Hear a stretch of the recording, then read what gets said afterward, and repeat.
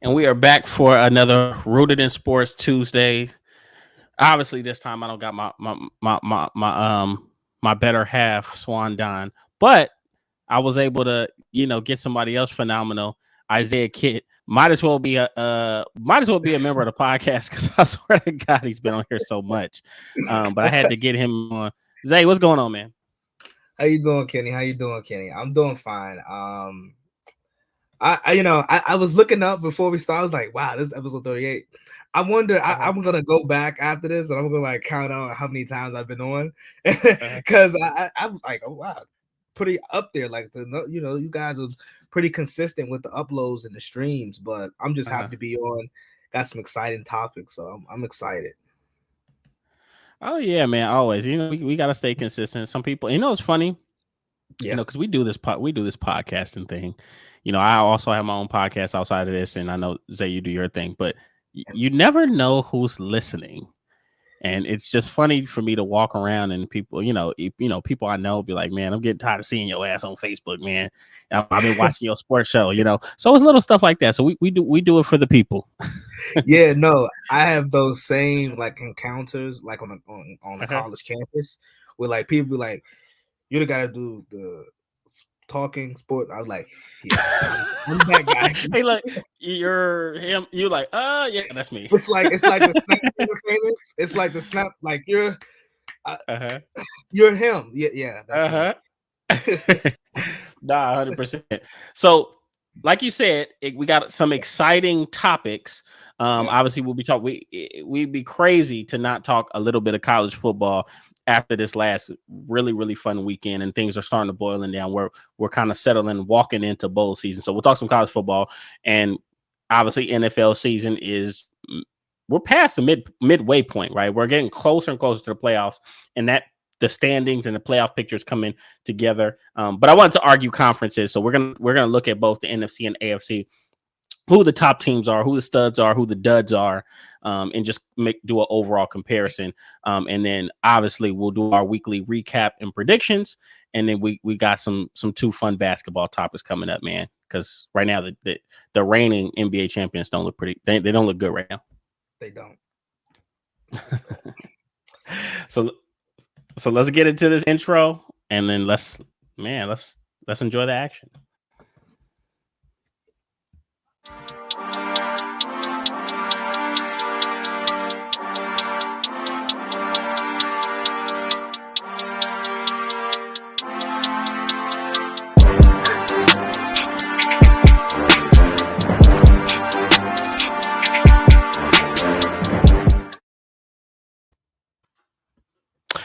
And just like that, we are back with my boy Isaiah Kitt. Man, hey, you got a nice beard, dude. I don't know what you're doing to that thing, man, but man, you hooked it up. My beard. Yeah, you got a little. What, you put the coconut oil on it. I don't know. I The know. So Jamaican little shea castor butter. oil. Yeah, little shea butter. Yeah, I'm like, look at this man looking clean for the camera, right? So, Yeah, I know. so obviously, I guess we'll have to kind of give people what they pay for and jump straight into the action. This last weekend, man, we had a buffet of fun matchups. Um, namely, and don't call me a homer. I'm not trying to be biased here. Obviously, I'm a Southern California native, but you had you had this heated rivalry. USC and UCLA played on Saturday. It actually was a very damn good game. UCLA came in and smacked them in the mouth. They were up 14-0 at one point. Yep, But one thing we know about this USC offense is you just can't hold them down for long. And Caleb Williams is looking everything. Even I had my doubts about him, but yep. he might very well be the best player in the country, regardless He of is. position. He is. Yeah. I mean, where do you want to start? You want to talk about the game, or do you Well, want to let's dive well, into the well game? let's dive into the game, and then we can Yeah. yeah, talk about their So chances. so Kenny, you don't have to be the homer here because I already have a lot of people on my head top. Preseason, I was really high on USC, and I was telling people, I'm like, this turnaround that Lincoln is gonna do, it ain't gonna take long. And It's not. I said a year or two. Lincoln Riley said, "Hold on, buddy. Wait a second. 6 months." And they were a 4-8 football team. Now they're sitting at 10-1 with a like they have actual real chances, and they're playing in really critical games down the stretch to get into the playoff. If they're literally in control of their destiny. If they handle their business, they're in. I want people, because I stress this on my podcast, I want people to understand USC last year was a 4-8 football team and was not good. Lincoln Riley took over this dumpster fire. Lincoln Riley took over this squad, and granted, he brought some guys with him, but there's still some remaining players that was on that team last year, and it's incredible. So Lincoln Riley, I mean, I think it goes to show you in college football with the whole NIL and especially like USC and these big programs, it no longer takes big time coaches 2 or 3 years. It's now 6 months to a year. Where like I remember when Saban took the Bama job, it took him 2 years. It took him 2 years. It did. And funny, yeah. Pete, when he took over USC, it took him a year or two. Oh yeah, sure. Lincoln Riley has taken over. And then the second half of that is Caleb Williams. You had your questions. I was telling you about this kid. I said, Kenny. You were.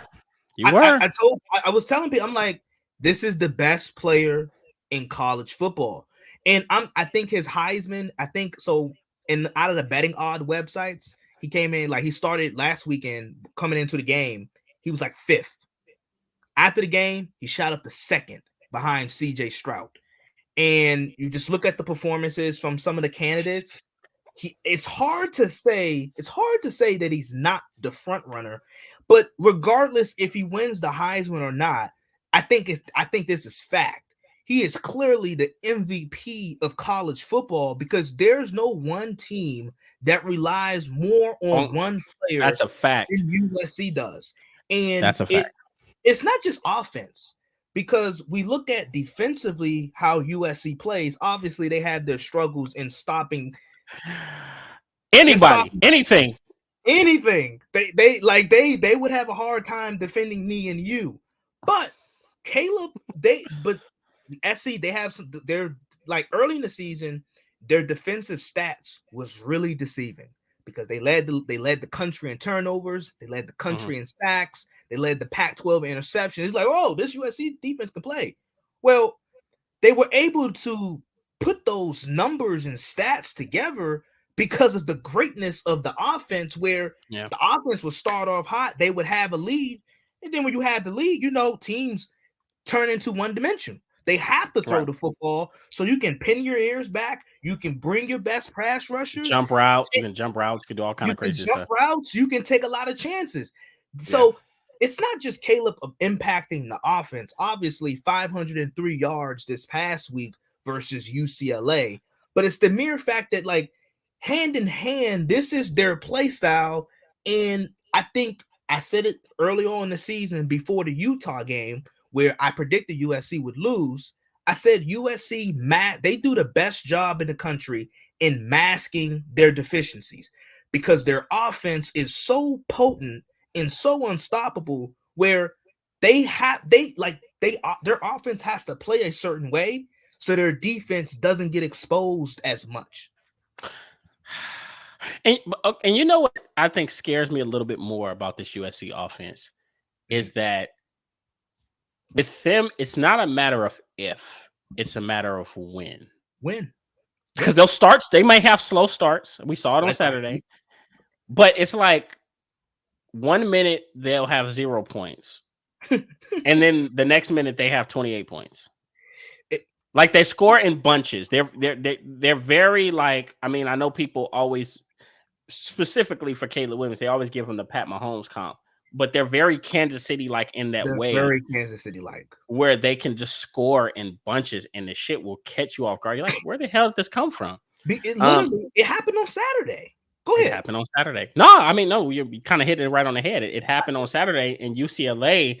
I think for a while thought they was just kind of going to hit cruise control, punch him in the mouth, and just kind of control this game. Yeah. And Caleb Williams said, "Man, y'all must not know who I am."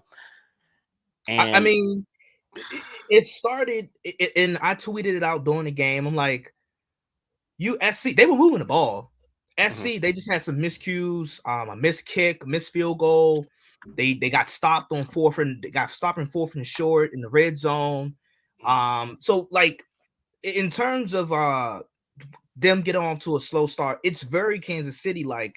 And I know a lot of people they throw the Mahomes comp out for Caleb Williams, but Kenny, you know, I dive deep into quarterback film and tape, and I look at a lot of quarterbacks, and I love evaluating and judging quarterbacks. I must say, Caleb Williams, I'm not going.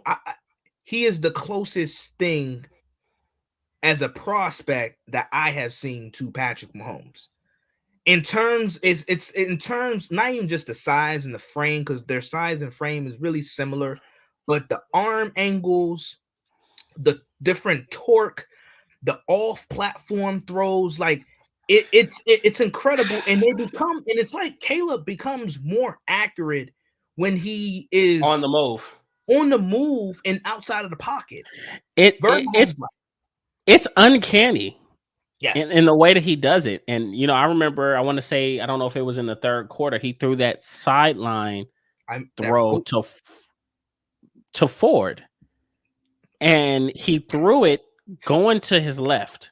First, he was evading all kind of traffic and, you know, all kind of defenders. And then he's rolling to his left. And I'm like, who's making these type of throws? Like, I'll be honest, it took for me. I've seen him, don't get me wrong, I've seen Caleb Williams a lot this year, but I think that game specifically really put his talents on the forefront.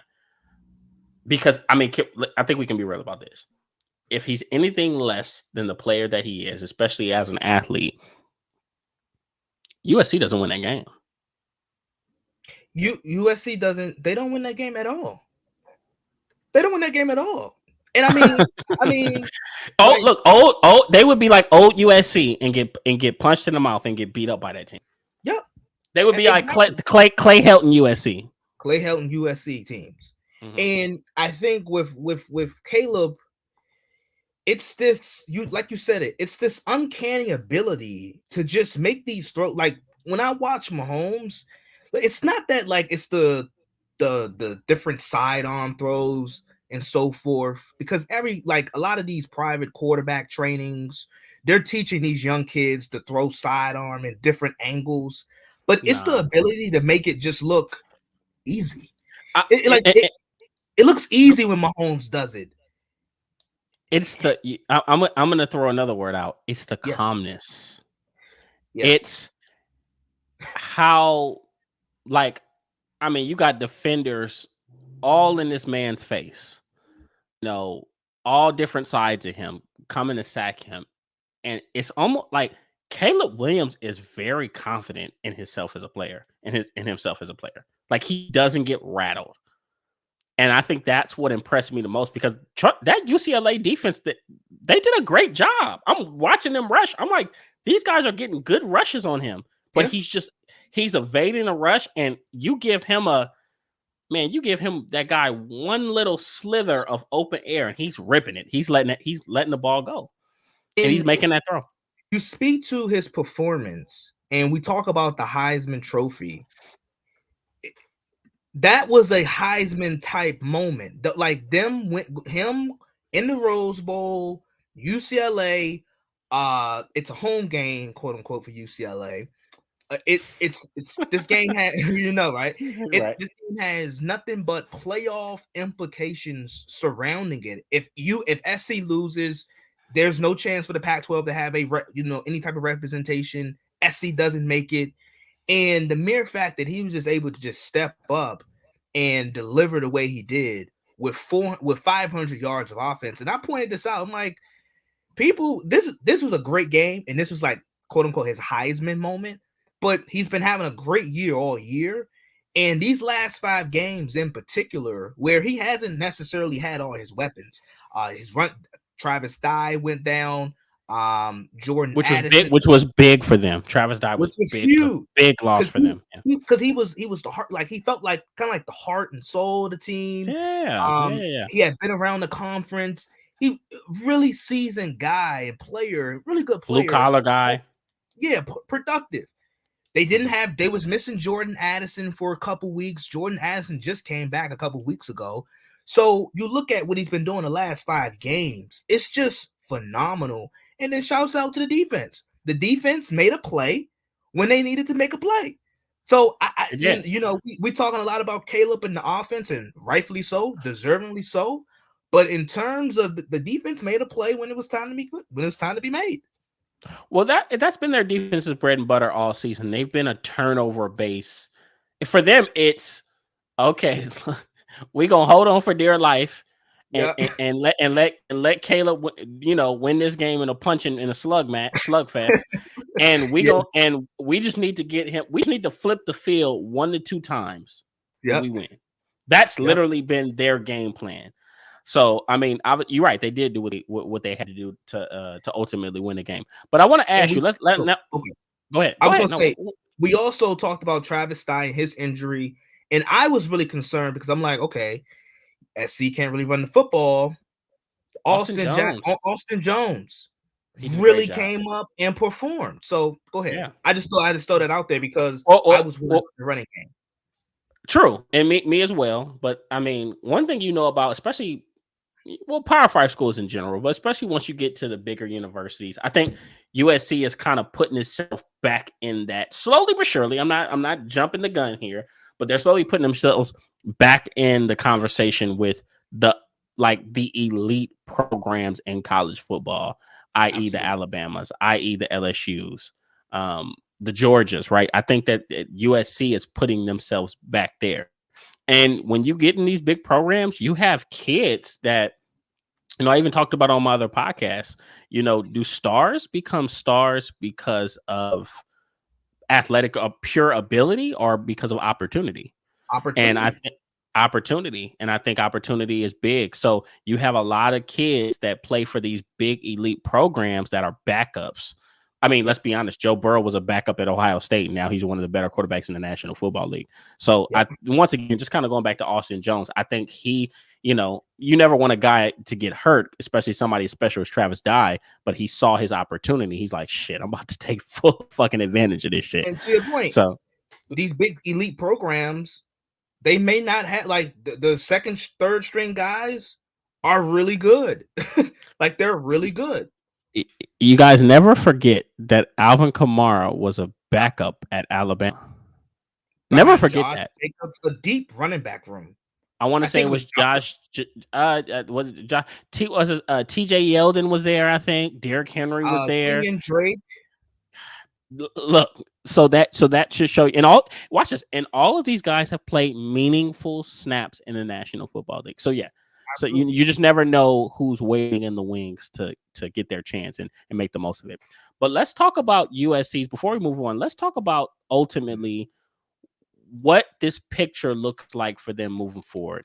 Obviously, they have to play Notre Dame this upcoming weekend, which is going to be a tough matchup. Now, I don't know what it is about Notre Dame, but Notre Dame's always going to play USC very, very tough. And then the Pac-12 championship, which should be against Oregon at this point, right? Yeah, more than likely. So, more than likely. Go ahead. I was going to say, so I had a little scenario because I saw USC's path last week heading into the UCLA game, and I thought it would take like a TCU loss, or a Tennessee loss, and obviously, go ahead. I'll let you finish. It happened, and SC would obviously have to win out. Now, the thing that I pointed out that I think is really important in terms of this playoff conversation is this: unlike a lot of these teams above SC, you look at their schedule, they have some big time resume building that they can do. A lot of these other teams right now, a lot of these teams can't say that. Tennessee can't really say that. Go ahead. I was about to say, Notre Dame is ranked now. Notre Dame is ranked. They're ranked, and the latest ratings just came out. I don't know. I think they came in Notre Dame is 13th. 13th. So they beat a really good UCLA team. They're gonna, if let's just say hypothetically USC beats Notre Dame, like this opens Pandora's box. If let's just get this clear, with Tennessee losing, if USC wins out, they're in. Like they're in, because the conversation. Go ahead. No, finish. I want you to finish. No, because the conversation is, let's hypothetically, let's just say Georgia handles business in the SEC championship game, which I think they will, and Georgia beating them one over seed. God, I hope the winner, yeah, the winner of Ohio State and Michigan, is the number 2 seed. Let's just say they go on to win the Big Ten championship, and let's just say TCU, they go on to win the Big 12 championship. So we have 3 undefeated teams, and those are the top 3 teams. Well, you ask yourself, who is SC? Who they gonna be like lined up against? And it's gonna be Michigan, maybe Tennessee, the ACC champion. And here's where USC will probably get the nod. First of all, if you look at the past few weeks of the committee's rankings, they love USC. They do. They love USC. They're high on USC already, and that was without an impressive resume. Don't let USC get 2 more really good wins. Like it's over. But here's where the ACC, the champion, where it probably be Clemson, gets knocked off. First, Clemson should not be in this 4. Clemson is not a top 4 team in college football. I'm not even sure if they're a top 10 team in college football. But Notre Dame beat Clemson.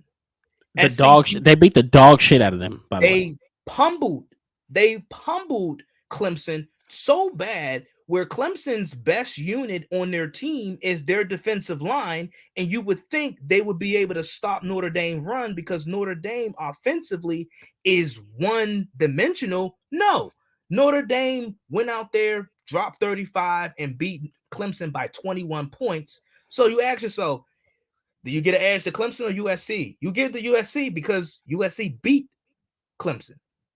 And then Michigan, here their thing is going to be their lack of schedule, like the competition. They just don't have enough impressive wins. If they don't beat Ohio State, they just don't have enough impressive wins. And that's true. Okay, so you never know with the committee. All right. You never know. They've been known to pull some fuck shit. So I'll be honest. As much as I want USC to make it, this is what I could see this scenario playing out. USC winning out. Yep. Michigan or Ohio State losing. But Kenny. And look, watch this. Look, hear me out. Michigan or Ohio State losing. And the committee finding and finessing a way to bump TCU out. And if they do that, I think that's going to be really fucked up, because TCU, I mean, don't get me wrong, they've had some close calls the last 2 weeks, I want to say, against Texas and Baylor. Like really tough, hard fought, like tough. Well, you want to know a stat? Throw it out. 6 of the last 7 games, TCU has had to come from behind and win. 6 out of the last 7 games. True. And so I feel like the committee is not big. I don't think they're big on TCU. I just think TCU has won so much that they're like, fuck, we got to put them in. We can't argue with it. So it will behoove TCU to keep winning, and hopefully one of these games win big, because I think that is a possible scenario where they try to get USC, Ohio State and Michigan, and then ultimately Georgia at 1. I think they're looking for every reason to bump TCU out of the top 4. They are. And that's why, hypothetically, in my scenario last week, I was like, I had went on Ron's podcast, and I was like, TCU's worst nightmare is USC winning out and them losing in the Big 12 championship game. Because if they were to if TCU lost in the Big 12 championship game, it's a wrap. It's a wrap. They're done. They're not getting in. They're done. Cancel Christmas, yeah. And you know what I told you a couple weeks ago? I was like looking at TCU's resume. If this was Texas or OU, they would be no lower than 4. No lower than 4. That was when they were ranked number 7. Remember the committee had them ranked number 7, and they were like 8-0. They had some really impressive wins. They were really balanced offensively. And I was like, if Texas or OU had those same comparable, similar stats with those same similar wins and impressive resume, they would not be no longer, they wouldn't be no lower than 4. It That's just true. goes to show you that this is why I don't, and honestly, if you want me to be honest, I don't know if SC is one of the best 4 teams in college football. I mean, I don't think so defensively. No. And here's the thing. Here's where a homer can be brutally honest. Yeah. I think in the grand scheme of things, they're not. But here's the catch. They've won the games that they were supposed to win. Yep. They have one of the very best coaches in the country in Lincoln Riley. Yep. And right now, they have the most exciting, polarizing, and probably most talented quarterback in the entire country. Right. And the thing is, and one thing we got to realize is the committee, we always want to put the best teams in, right. But let's not forget, and hopefully I don't get hopefully I don't get shadow banned for this. It is still a cash grab. So they do want viewership, they want butts and seats. And having an LA market, come on, man. Come on. Let's just be 100% real. So they're looking for every reason. And I'll tell you true, I think even during Clay Helton's tenure, I've seen times where the committee was like, they really wanted to push USC, and USC just sucked. Like they couldn't do anything. Right. And the committee is like, ooh, they won this game. Ooh, let's push them in the top 10. Yeah. 8. And they fucking get smacked by Stanford, right? Or Washington State. You're like, what the hell? They lost to fucking what? So, but it's a lot different now. At least I think one thing I can say about USC this year, defensively, they're atrocious, right? They can't stop a nosebleed. Right. But I genuinely believe that USC can score on any, and I mean this. This is a bold statement. I think they can score on any defense in the nation. I'm not mad at that. Georgia included. Yes, when you have one of the most, in my opinion, probably the most creative play caller, play designer, offensive mind in college football, paired with Caleb Williams, back to like our Kansas City talk, like when you give Andy Reid, who's in my opinion, in our opinion, the greatest offensive play caller ever in NFL history, and then you pair him up with Patrick Mahomes, who's arguably the most talented quarterback, and like that's what happens. So the same thing with USC. It's like great offensive mind paired with great talent. Like they're going to be unstoppable. I'm going to say this for these next 2 games. Because these 2 games are tough, and this is all hypothetically speaking. If SC is able to win the next 2 games, it's going to be really you want to know the toughest game for USC? It's going to be I'm gonna say. Oh, I was about to say Notre Dame, because Notre Dame is gonna play a physical brand of ball. Yep. That is gonna force USC. I'm not saying their defense is gonna have to be good, but they're gonna have to at least be average. They're gonna have to at least make 3 or 4 stops, and I'm not talking about turnovers. I'm talking about just stops. This was one of the 2 games. It was the Utah game, the UCLA game, and the Notre Dame game. It was three games where I pointed out, I was like, physically and up front in the trenches, Utah can have their way, Notre Dame can have their way, and I thought UCLA would be better up front. They weren't as good as up front, but Notre Dame is a physical. Utah is really physical. They play physical brand of football. Utah beat them. So they're a better version. You could argue Notre Dame's a better version of Utah. So Notre Dame is physical. Granted, they're one-dimensional, but they're physical on both sides, and their pass defense, top 20 pass defense in the country. So not saying they're going to stop USC, but I do think it is going to be a bit challenging out of the next 2 games, because Oregon can't stop a nosebleed. Oregon can't defend the pass. That's going to be a field day for USC in that offense. their toughest game and their toughest match is probably going to be Notre. It's definitely going to be Notre Dame because of the style, just stylistically. Mm-hmm. Agreed. So they got some tough matchups coming up. Notre Dame's going to be a slugfest for them. It's going to really challenge them and make them get down and dirty and grimy in ways that they have this season. But I think that the Utah experience, better prepares them for this matchup. And then I honestly, I think if they play Oregon, I think they're going to blow the doors off of Oregon. That's just my personal opinion. So that's my personal opinion. So everything's ahead of USC. If they win out, they're pretty much guaranteed to get in, especially considering somebody, Michigan or Ohio State's going to lose. And once again, the committee's probably not too high on TCU. So that is USC's chances at the college football playoff. But, obviously we have to jump into the National Football League. I'm always excited to talk some NFL football. Absolutely. I argue with Bo, right? For anyone's watching, Bo is our knowing brother, our annoying rooted in the sports community brother, who we argue with every week, every weekend, every day of the week. It's everything, right? And we talked about the NFC versus the AFC this year. Coming into the season, I think that everybody would have guessed that the AFC West was head and shoulders going to be the best pure division in the National Football League. When you looked at the quarterback talent, you looked at some of the weapons that these teams have had. You had Russell Wilson get the big trade from Seattle. So we looked at that and we thought that this was going to be the best pure division.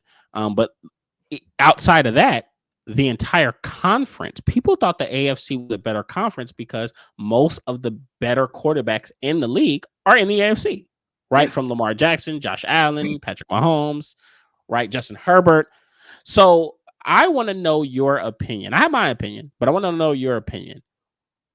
Based off of what you've seen, who is better division in 2022 thus far? The better divisional conference. I mean, I said division. Better conference. Excuse me, guys. In 2022, I would probably, you would think, the AFC, but I would say I'm leaning more towards the NFC being the better conference. Now, I do think, here's the thing. I think the top end of the league, the AFC may have more top end teams. If that makes any sense, like no, that makes perfect sense. Like the heavy hitters, and really, I don't know how people feel about Buffalo because I know a lot of people's Buffalo stock has kind of like a lot of people sold it over these past couple of weeks. But let's be honest, like Kansas City and the Bills are probably heads and shoulders the two prohibitive favorites in the AFC right now, and so like they're top, like that's the top end of the league. But if I really go in depth, if you really go in depth and look at the NFC, I think the NFC is probably deeper. And it brings me to a team that I love to talk about, and a team that I think is going to ultimately they're going to be in the playoffs. I think they're going to have a deep playoff run. And I look at the 49ers. I look at a team like the 49ers, who I think when healthy, they probably have the best overall team on both sides of the ball. I think they are elite, and a lot of people let the 6-4 and the 4 losses like dictate how they feel about the Niners. But when this Niner team is healthy, no one is more physical. No one is more physical than the Niners, and no one like imposes their will more than the Niners for 3.5 hours. Like nobody does it better. So when I look at a team like the Niners, I think they're elite, but they're 6-4. They're not even the top of their division, now they are, but the conference, I just think that just shows you how deep the conference is, I think.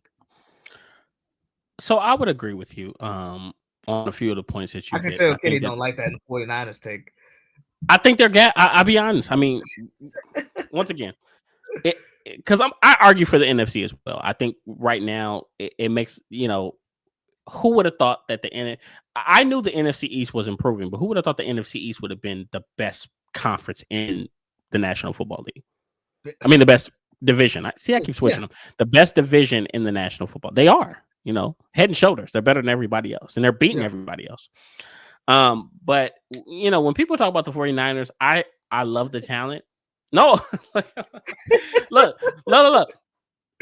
I love the talent. And I think that they have the makings of a team that can make a deep run. We've seen them do it in years past. But I think they're getting crowned a tad bit early, and I think they're a little bit gassed up because I've seen them take some bad losses, and not when they're hurt. I mean, they lost to the Broncos, and they were still pretty healthy, and that was a bad Broncos. This Broncos team is terrible, right? Yeah. So what I tell people is, I'm not mad if you like the 49ers. I just want people to be more upfront that they are a work in progress. They're not this team. And I'll say this. The 49ers really don't have a win that you look at, a quality win where you're like, okay, yeah, they're those guys. You've seen them beat up on bad teams. They beat up on Arizona. We watch people on sports media say the 49ers are the best team in the NFC, and they just fucking beat the Cardinals with Colt McCoy starting. I'm like, well, come on, give me a break. Watch this. Let's think about it like this. Okay. The one team that they've played that is amongst the NFL's elite is the Chiefs, and the Chiefs beat the living shit out of them.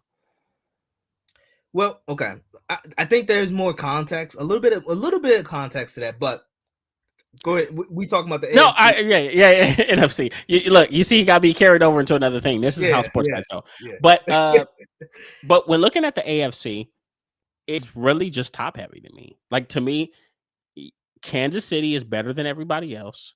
Even if they had some close calls, Kansas City is just that team that they just understand the ebbs and flows.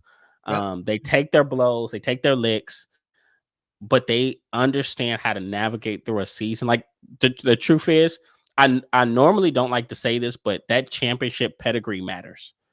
And I think you have some players on that team, obviously, i.e. Patrick Mahomes, a Travis Kelce, a Frank Clark, a Chris Jones, guys that have been there, and they just get it. And for them, it's like they don't get flustered. It's just like, hey, okay, well, this didn't work. They had a bad loss to the Colts earlier this season. Oh, that didn't work. Okay, well, let's just go back to the drawing board. They make trades. They get Kadarius Toney. They lost. I think last week they were without Kadarius Toney. He had a hamstring. Mecole Hardman, IR. Juju Smith-Schuster went out. Obviously he had the concussion, and they still were able to win. So Kansas City is just a team that even if they're not the most talented, they just quote unquote their operation is just ran better. They just get it. Buffalo, to me, is not. I think differently about Buffalo than I thought at the beginning of the season. Me too. I want to hear what you say about Buffalo. Well, I still think they're great, and I picked them to win the Super Bowl.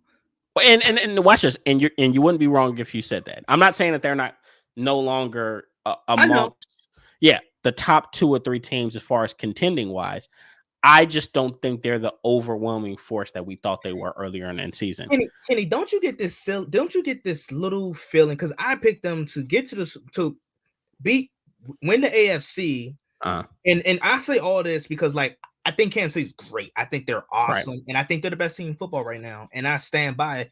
I think Patrick Mahomes is the best quarterback in football right now, and I think there's a reasonable gap. But don't you just get this feeling about Buffalo's just gonna have a silly playoff loss?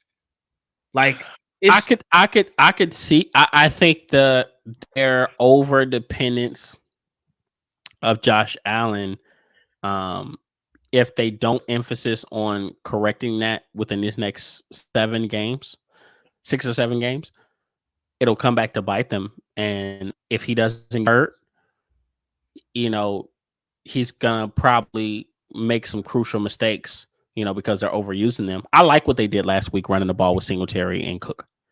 And I hope they can keep that up. Yeah.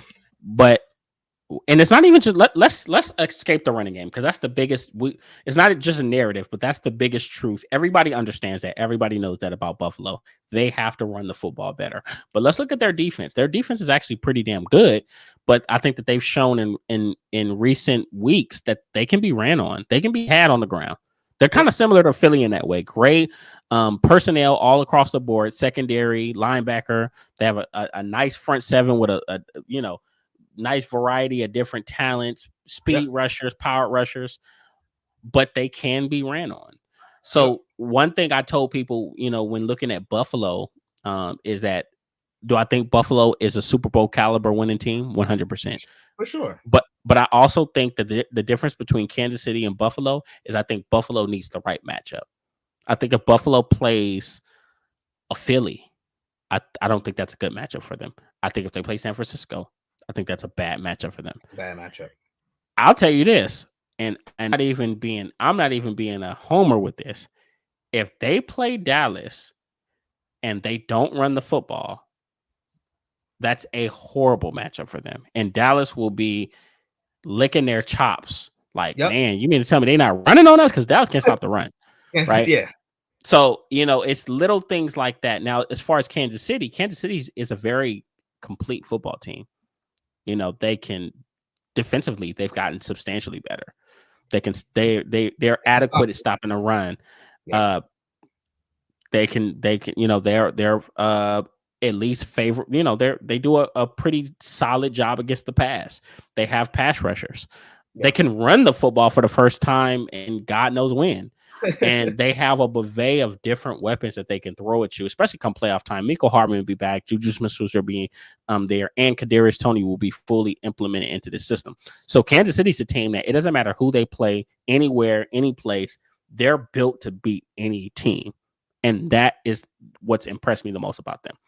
But looking at the NFC and AFC on a very wide spectrum, I agree with everything that you said earlier. The AFC is very toppy with Kansas City, and then maybe you can throw in a Buffalo. We also have to look at a Tennessee who is just beating people up. They're just. And me and you, we relate in terms of this Mike Vrabel thing, because Vrabel and what he's doing. This is now the back-to-back years where you look at that Tennessee roster, especially offensive, you ask yourself, like, how in the hell are they winning football games? Like, how are they doing it? And it's just like, I've come to the conclusion, Mike Vrabel, out of any team, his team resembles him in his personality and his persona, but he also, like, he gets the most. I don't think there's any other coach in the league right now that get more out of their team. Like, he gets all the lemon juice out of all, like, he squeezes all of that lemon out of, like, all of it. And they don't have a number one receiver. I mean, and I feel like with Tennessee, you know what it is? You know why people like kind of low on Tennessee? Because I feel like every postseason they leave like a bad taste in their mouth. Like, the last time we saw them, we saw Ryan Tannehill wet the damn bed and make some crucial mistakes down the stretch. So that, like, they leave a real bad taste in your mouth. But you just gotta remember, like, they're constant and consistent. They're the most resourceful football team in the league. Tennessee is that person you got into a fight with, that even if you beat them, you're gonna walk away from that fight like, fuck. You're like, damn. Like, they made me work for this shit. Yeah. Tennessee's a tough football team. Yeah. And actually their brand of football is so unique because they control the football. And the crazy part is, even when Derrick Henry isn't running well, they control the football. They control it. They hold on to it for a long time, and defensively, they're very underrated. The funnest thing for me is to look back and look at some of these teams and look at the matchups and look at their schedule and the results of the teams that they played. The truth is, nobody's really had their way with Tennessee defensively.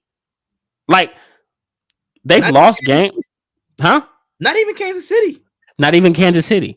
You've watched Tennessee, they've literally been in a slugfest every single week and won some and they've lost some. And you look up and they're 7-3 with that style. Ryan Tannehill is protecting the football. He's not trying to do too much. He's going to have a pick or two every here now and again. But they're a team that understands his identity and they understand where their strength lies. And it's really defense and ball control. And I said this about Mike Vrabel because I think he's very he's a lot like his former coach in a way where he can beat you in multiple phases of the game, offense, defense, and special teams. Like very few coaches can just beat you outright playing the field position game. Mike Vrabel can do that. He plays the field position game. He plays the long game. He's not worried about a fast score. Not saying it can't happen, but he's not relying on that. So Tennessee is a team to kind of look for in the fold. I don't know, man. Let me tell you some of the Dolphins. I think the Dolphins are the 49ers just without the defense. I don't think so. Okay, well, let me break it down. I don't think so. I'm not buying the Dolphins. I think that they're better, but I don't think that I think that they're better offensively, but I'm not buying the Dolphins. I'm not buying the Dolphins either. Like, let me phrase my comments. I don't know about you. I expected, like, people are, oh, two of this, two of that. I expected the Dolphins to be pretty good. Had they been a little bit better than what I thought? Yeah. Had they been a little bit more explosive than what I thought? Yeah. Here's why I say that the Dolphins are the AFC version of the 49ers, just without like the physicality and the defense. You look at the quarterback spot.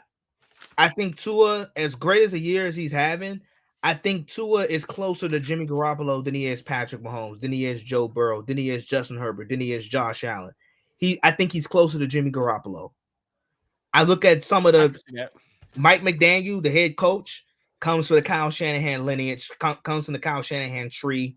A lot of what they do offensively, especially in the passing game, resembles the 49ers.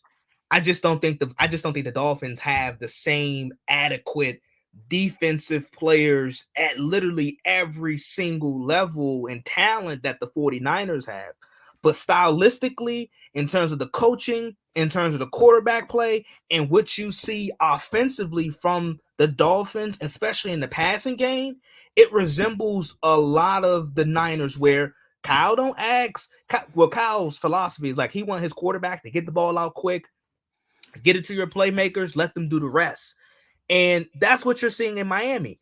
Mike McDaniel is not asking Tua to be Dan Marino. He's asking, get the ball out quick, get it to your playmakers, let Tyreek Hill, let Jalen Waddle do the rest. True. I mean, okay. So that's where I get the comp from. And I'll say this. I like what Mike McDaniel has done for Tua.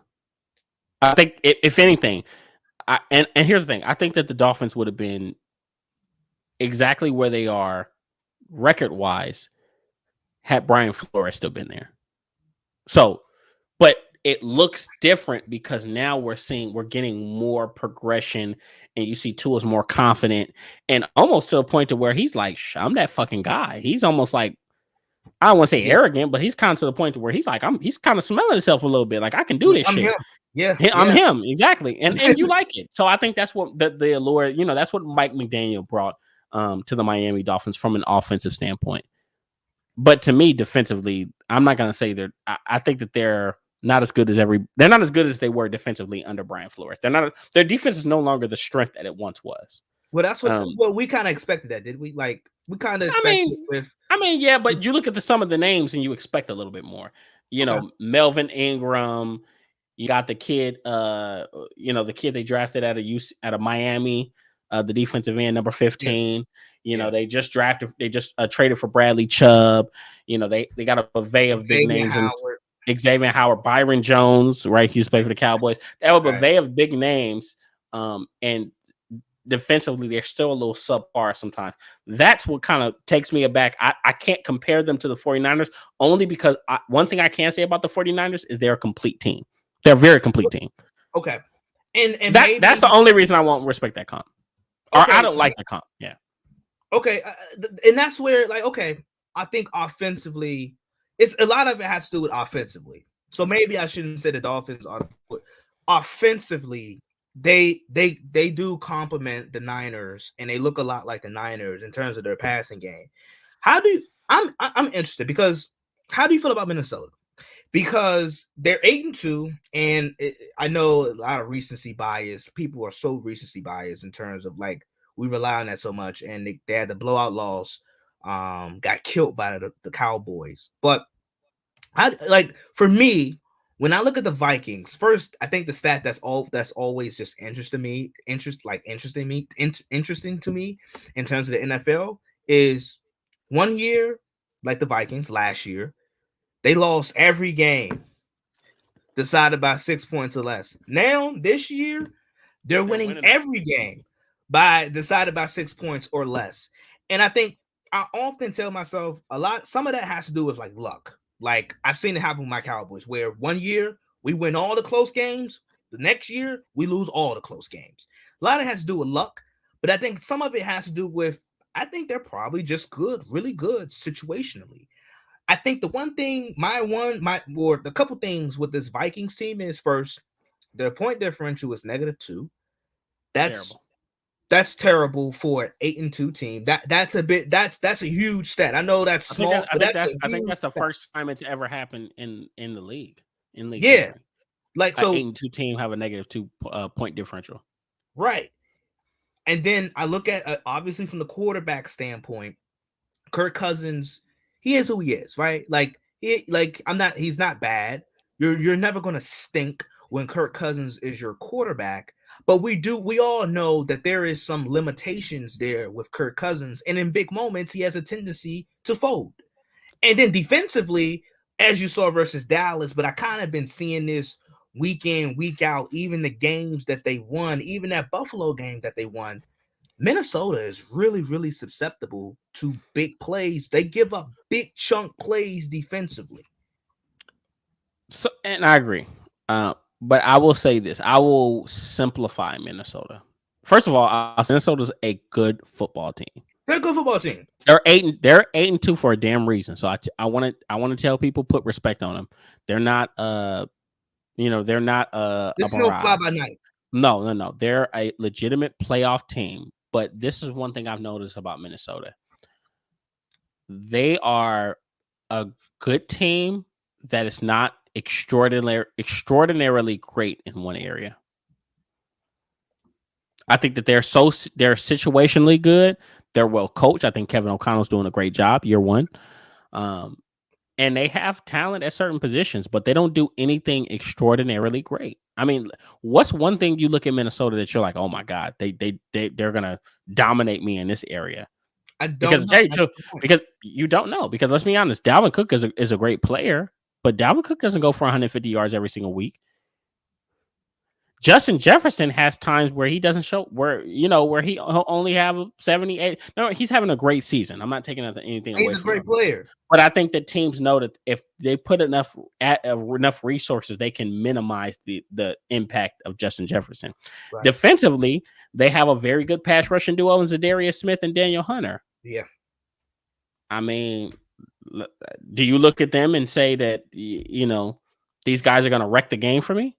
Not all the time. No. And it's not like they're stopping a run at a high. Like you get what I'm saying? Like you look at their team across the board, even though they're talented, they don't have any one thing to hang their hat on to say that we fucking do this. Like let's look at this. Let's look at every single top team in the league, or let's look at the NFC. When you think of the Cowboys, you think pass of rush. They have the best. They have head and shoulders the best pass rush in the league. Right. They don't get to the quarterback. Right. If they can't do anything else. Right. Philly, they can run the damn football. They're gonna run that damn ball. They're gonna run the football down your fucking throats. The Niners. They do a lot. They do a lot. Honestly, the Niners do a lot well. They're probably up there with some of the most complete teams in the league. They can rush the passer. They can run the football. But I'll say this: if we were to give them a calling card, it would be versatility. They're very versatile offense. They have players that can play in multiple positions: Christian McCaffrey, Deebo Samuel, Brandon Ayuk. They can run jet sweeps. They can do everything. Yeah. That is their strength: versatility and players with very unique skill sets. I think that's what the 49ers specialize in. I mean, hell, I'm trying to think of who else we can name at the top of NFC. I mean, you can go to the AFC. Like you look at Buffalo. Look, Josh Allen. Josh Allen. Josh Allen. I was gonna say Josh Allen. That's what they do special. They have Josh Allen. I mean, that's not to negate anybody else, but Josh Allen has shown that he's so special that he can erase mistakes and he can make up for any blunders. The defense may fall short, a receiver may drop a pass, but he's just so dominant that he can make up for a lot. He can erase a lot of mistakes from his team. The point is, Minnesota, like you look at all of the really good teams, the playoff teams, there's nothing they do exorbitantly well. There's nothing they do well. It's like, okay, well, coming into this game this Sunday, we know Minnesota gonna do that. Like, no, it ain't that. Like, when you look at Miami, we thinking about that passing game, them being vertically really good. Same with Kansas City, vertically really good. You're right. You're right. Minnesota don't have that. They don't have that. They don't have anything to really scare you with. But they're situationally good and they're well coached. And I like Kirk Cousins. People slam on Kirk. I like Kirk Cousins. I think Minnesota knows they can do a whole hell of a lot worse than Kirk Cousins. And until they find somebody that's going to be just better, they're going to stick with Kirk Cousins. As they should. And let me know, when you look at teams like Baltimore, Cincinnati, because I feel like they're all kind of in the same boat where I think Cincinnati can win multiple playoff games. I think Baltimore can win multiple playoff games. What stops them? Because with Cincinnati, I think their defense is really underrated. You want to talk about underrated defense? I think their defense is underrated. Offensively, I'm kind of, the Jamar Chase injury has kind of been a blessing and a curse because it has now forced them to not be so pass happy. And it's easy to get pass happy when you have those targets on the outside. But they've been feeding Joe Mixon. Just a couple weeks ago, Joe Mixon had a 5-touchdown game. And then you look at Baltimore. Obviously, there's some limitations in terms of the passing game because they don't have the wideouts and so forth. But they can run the football. They do that extremely well. But they didn't have some blunders in the fourth quarter with their secondary and so forth, a really young secondary. So tell me about like those teams that's like Baltimore, Cincinnati, especially like a team like Baltimore, because Baltimore, they're 7-3, but they haven't, I don't know, it has looked a certain way. And I'm gonna tell you this. I'm glad that you said that. Oh, we got comments in here. I'm over here not checking comments. My guy Swan, look, Swan Don tuning in. He's away on work. But when looking at those two teams, before we move on, because we gotta jump into our recap and predictions. I would say those two teams specifically. Yeah. Let's look at Cincinnati. Cincinnati has dealt with a lot of injuries. One thing we're seeing from Cincinnati is they're learning, and they're doing a great job at it. They're learning what it takes, and they're taking the licks, and they're learning the ebbs and flows of what it takes to be a continuously good football team. Yep. That's what you're seeing from them. They're like, okay, this is what it takes to be good every single year. Yeah. They're finding new ways to win football games. I mean, last week you saw Samaje Perine have a big game. Yep. Jamar Chase gets hurt. They lose to the Browns in embarrassing fashion. The next week, Joe Mixon, and I know this because I played somebody that had him in fucking fantasy, goes off for 5 touchdowns. And I want to say over 200 scrimmage yards. Yep. So they're learning to utilize all of their personnel. Defensively, you're right. They are underrated. I think Trey Hendrickson might be the most underrated edge defender in the past 3-4 years because he is the most unappealing, unathletic looking guy, but he finds a way to get to the quarterback. So he's just not sexy. But that is Cincinnati. So I mean, I think they're getting better. Now the thing for them is they'll be getting Jamar Chase back within the next 2 weeks. Joe Mixon will be coming back. I know he had a head injury. So they're going to be getting strong or get to full strength right at that time where it's time to make a push and play your best ball down the stretch. I think they're more well positioned than Baltimore. Baltimore 7-3, but I'll be honest, I watch Baltimore, and outside of, I think defensively they're pretty good. But when I look at Baltimore's style of play, and Bo will hate me for this, I don't see them doing anything well enough to beat any of the AFC's lead. Like, I don't think that they can score enough offensively. Watch this. Like Lamar Jackson's great. I'm not going to take anything away from Lamar Jackson. He's great. I mean, if he has to get into a scoring fest with Josh Allen and Patrick Mahomes in the playoffs, with one that's throwing the weapons, okay, I give you guys that. There are some limitations on the weapons. I just don't see it. And defensively, I think that they're really good, but I don't think that they're gonna. I don't see that defense as purely dominant. I don't see them taking teams out of games. It's a good defense that has occasional hiccups, and those hiccups have been the big hiccups. So I agree, and I don't know. I just don't think Baltimore, they're 7-3, and this past month or so, they've had an array of, out there, I say, some really delicious and moist cupcakes. But I don't know if I don't know if that ball the way how they play ball translate. They do a lot well, but it's similar to the Minnesota thing where it's okay, exactly. It's you do this, you run the football well, but that's really one-dimensional. And if you get into a scoring fest, like you said, that option is taken away. They're a winning football team. I'll put it to you like that. They're a winning football team, but I just don't know if that recipe I don't know if that recipe makes them a contender. That's my only bout with Baltimore.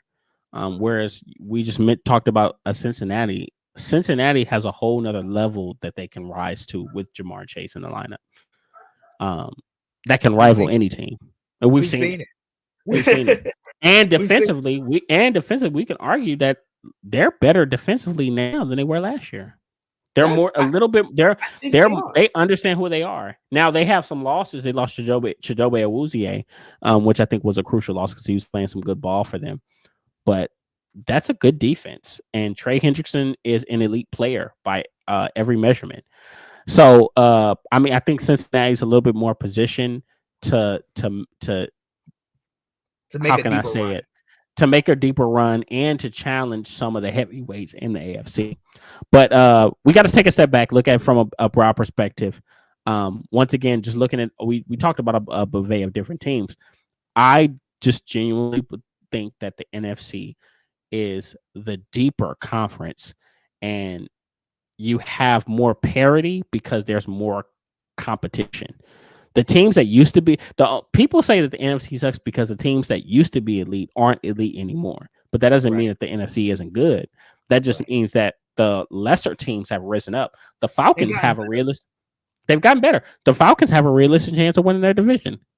Even if you want to ride with Tampa Bay, the Falcons have a realistic chance of winning their division, and that's a fact. And even when you look at some of the teams that we didn't mention, like the Seahawks, the Giants, where I think those two particular stories have been Seahawks had a really, really great draft. They had the best draft in the league.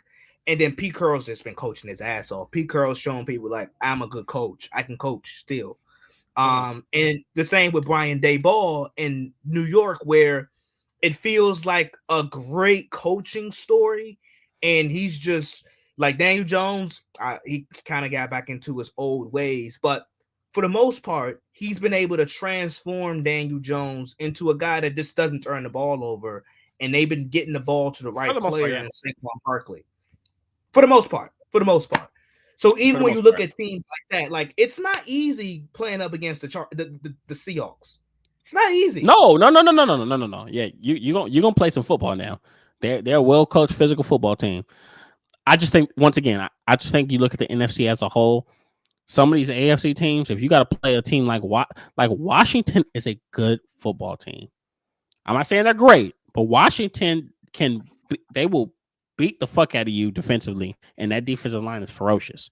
But we got teams in the AFC who are just putrid, terrible. Like even the bottom. I'm looking at even the bottom of the I look at Houston, Denver, Jacksonville. Like they're putrid. Look, and a team that I believed in so much. The Raiders are bad. The Raiders are a bad football team. They're a bad football team, and I love the Raiders. I was writing for them. Now you do have Jacksonville's underwhelming. Denver's been underwhelming and bad. The Browns are who I thought they were, a very limited team that's 2 or 3 years away from actually being a contender. Mm-hmm. The Steelers are a bad team with a great coach, so they're going to surprise you some weeks. Right.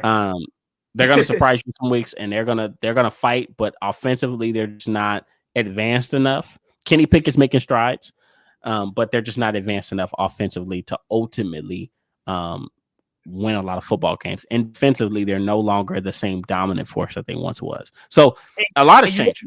Yeah, and I was gonna say, lastly, you look at like a team, like point out the winning records in AFC, like the 6-4 Jets, the 6-4 Patriots. Well, both of those teams pretty good defensively with good defensive-minded guys, but I would argue they have some real questions to answer in terms of their offense and more so their quarterback situation. So like a lot of that, like the Jets winning, I feel like the defense is really good and Robert Saleh's coming into his own. Belichick, just on the strength of Belichick, he gonna win. Like he play against a couple first, second-year quarterbacks, second-year coaches, first-year coaches. Off the strength of Belichick, he's gonna get you some wins. So even the teams that are having winning record in the AFC, it just feels like a good story. I don't know if the Patriots are actually a good football team. I think that they have a great culture and they have a great coach. Right. They have a winning culture, and I mean, I think that's more of a representation of who Bill Belichick is, a great coach. That's gonna he's gonna put his best. He's gonna find ways to win, and that's what you're seeing with this New England team. But that is our that's our thoughts on the NFC and AFC. I think we both kind of lean a little bit towards the NFC. The AFC has, we want to look at the league's best, we can honestly say it's the AFC with a Kansas City, or if you want to go a little bit further and say a Buffalo, or a Tennessee. Well, Tennessee's just a unicorn in how they play. It's a lot of very bad teams in the AFC. Whereas you look at the NFC, there's a lot more parity. You have a lot more teams that are at 500. I mean, you have teams like, obviously Washington that just crossed out of a 500 record. But you have teams like Detroit, who I think they play Buffalo this week. I don't think they're going to lay down for Buffalo. I think that's going to be a very competitive game for Buffalo, more competitive than people think it's going to be. We'll talk about that in our predictions. Chicago, who is a top 2, if not the number 1. I have to check the stats, but they might still be the number 1 rushing team in football. So, I mean, you have teams like that in the NFC that if you take a day off, they will beat the shit out of you. Yes. That's the NFC, right? So, yeah. So that's my thoughts on NFC, AFC. Obviously, we have to dig into our Week 11 recap really quick. We're gonna jump through this thing, man. I ain't gonna say we're gonna go Steve Bierman or Chris Bierman. I said Steve. I say we're not gonna go Chris Bierman, but we're gonna try to get through it at a pretty rapid pace because we definitely want to get to some of our topics But jumping into it, obviously we had Titans Packers, the Thursday night game. Ryan Tannehill, had a pretty solid game. I want to say he ultimately threw a pick. Derrick Henry really wasn't spectacular, but he did what he was supposed to do. And Traylon Burks had a breakout game. I actually this result didn't surprise me because I knew Tennessee was just gonna slug away at him, control the clock, and just keep Aaron Rodgers off the field. And if I'm not mistaken, they ruled time of possession. Yes, I would say the same. Looking at the Titans, they were missing some starters on defense, but they were able to just come into Lambeau, have their way. A little bit as we talked about with Tennessee, they resemble their coach in Mike Vrabel. They're physical, and it's like you said, you get into a fight with Tennessee. Granted, you may win, but you're gonna walk away from like, shit, like damn, that was a fight. Like I had to actually like beat them. So not surprised that they went in there and beat the Packers, who I think they're anemic offensively, and honestly, their defense has just been underperforming all year. But I think this loss has a lot to do with it. Showed me who Matt LaFleur really was. All right. Whew. Well, moving on. Obviously, we know that game. Hopefully, the Packers can find a way to at least close the season out strong. Bears Falcons. This one surprised me. I actually picked the Bears because I felt like this would be the game that they finally crossed that threshold. Justin Fields had another solid, pretty balanced game. 14 for 21, 153 yards, 1 touchdown. 18 carries, 85 yards, and 1 touchdown. But man, this Falcons team is they're just so goddamn surprising because we keep pick and they keep finding ways to win football games. I'm critical of Arthur Smith because he doesn't know how to use Drake London and Kyle Pitt, but by God, together a competitive team despite all the holes they have in that roster and the young guys they have playing. Yeah, it's the quarterback situation in Atlanta, but they do continue to find a way to win games. I do. It's a little bit disheartening, but like the way how they utilize Kyle Pitts in London, because like those I think in my opinion those are like, especially Pitts, those are like a generational talents. Those are really really good talents at the position. And they draft those guys really high, so it's a bit heartbreaking and a shame that they can't find a way to utilize them. And then with Chicago, I think it's a good stepping stone. Granted, they lost, but I saw a report after the game. Fields was accountable and said, "Hey, the offense got to be better," and the defensive guy was like, "Hey, we got your back." I think that's a really good stepping stone, and Justin Fields putting himself in the mix. And like I like it when quarterbacks make the other players like they're one of the guys. And Justin Fields seems like he's one of the guys in that Bears locker room. So granted the loss, I still think the Bears are moving in the right direction. And I agree. And that's all you can say about the Bears. Even the games every game that they've lost in the past 3 to 4 weeks, you've looked at them like, man, they're making progress. And I think that's ultimately what matters. They're making strides.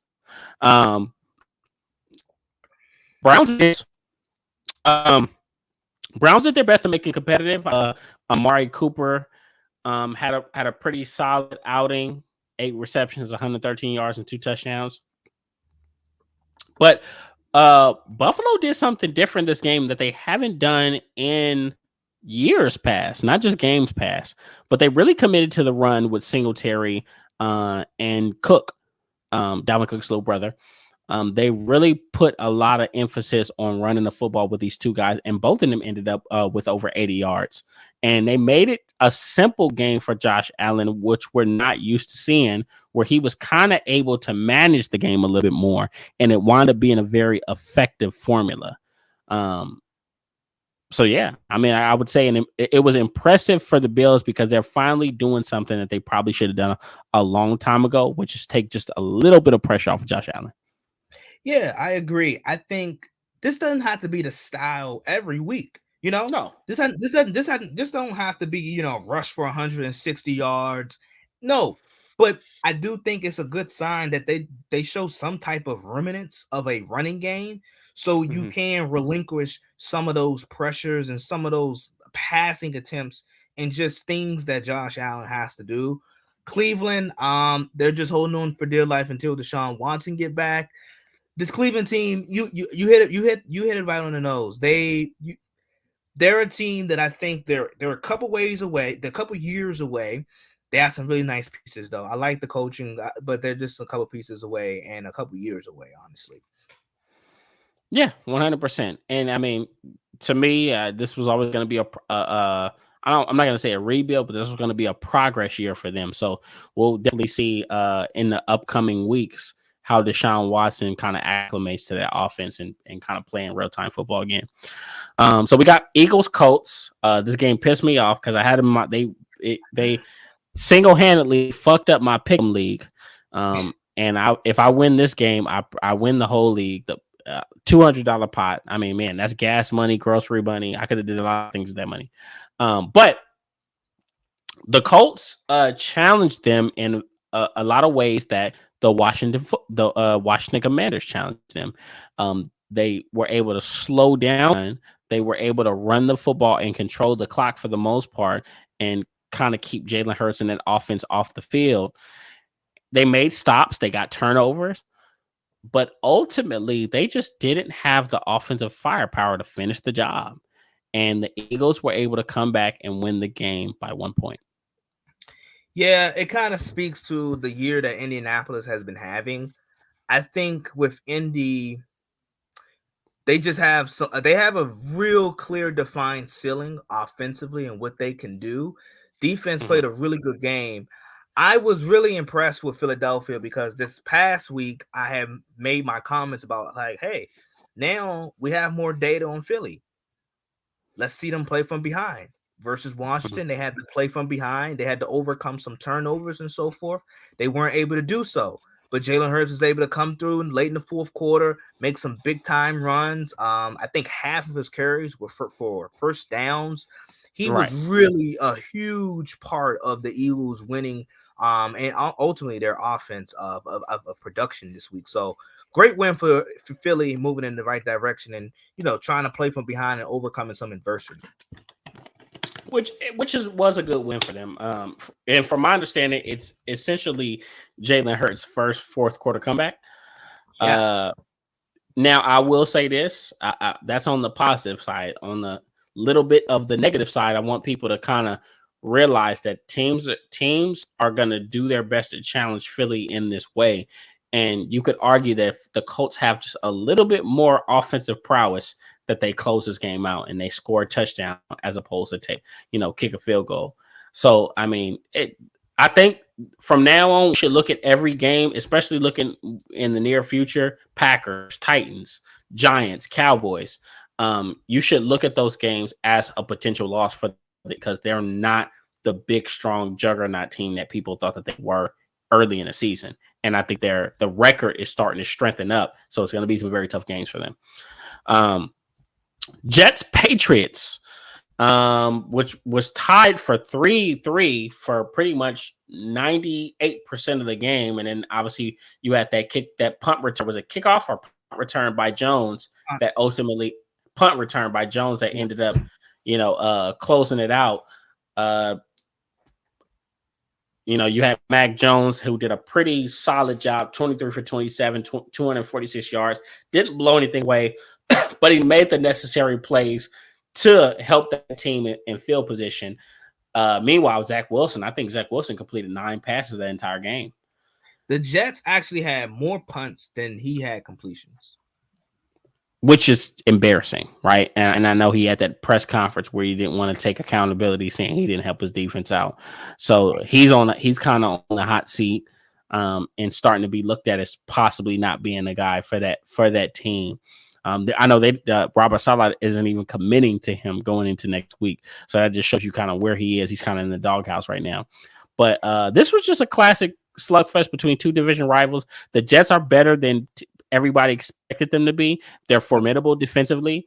The Patriots are untalented, but they're tough. And defensively, I mean, I hate to say it like that. And defensively, they have a few players at a few spots. Kyle Duggar at safety, Matthew Judon at linebacker and defensive end, Christian Barrymore. They got a lot of different guys that can fill different roles. So defensively, they have teeth. But that's what's carried them through, and ultimately, it was their experience. Playmaking, I was able to ultimately win them this game. This was a very unconventional. Once again, I told you, winning 3 phases of the game. Their special teams won them this game. I was gonna say, I'm not gonna talk about the Patriots. I'm not gonna talk bad about the Patriots because I got enough people that are zooming my head about the Patriots and how I talk about them. So I ain't gonna talk about the Patriots. But I will say this about Zach Wilson, the Jets. Totally unacceptable that he did not take full accountability for what happened with their offense.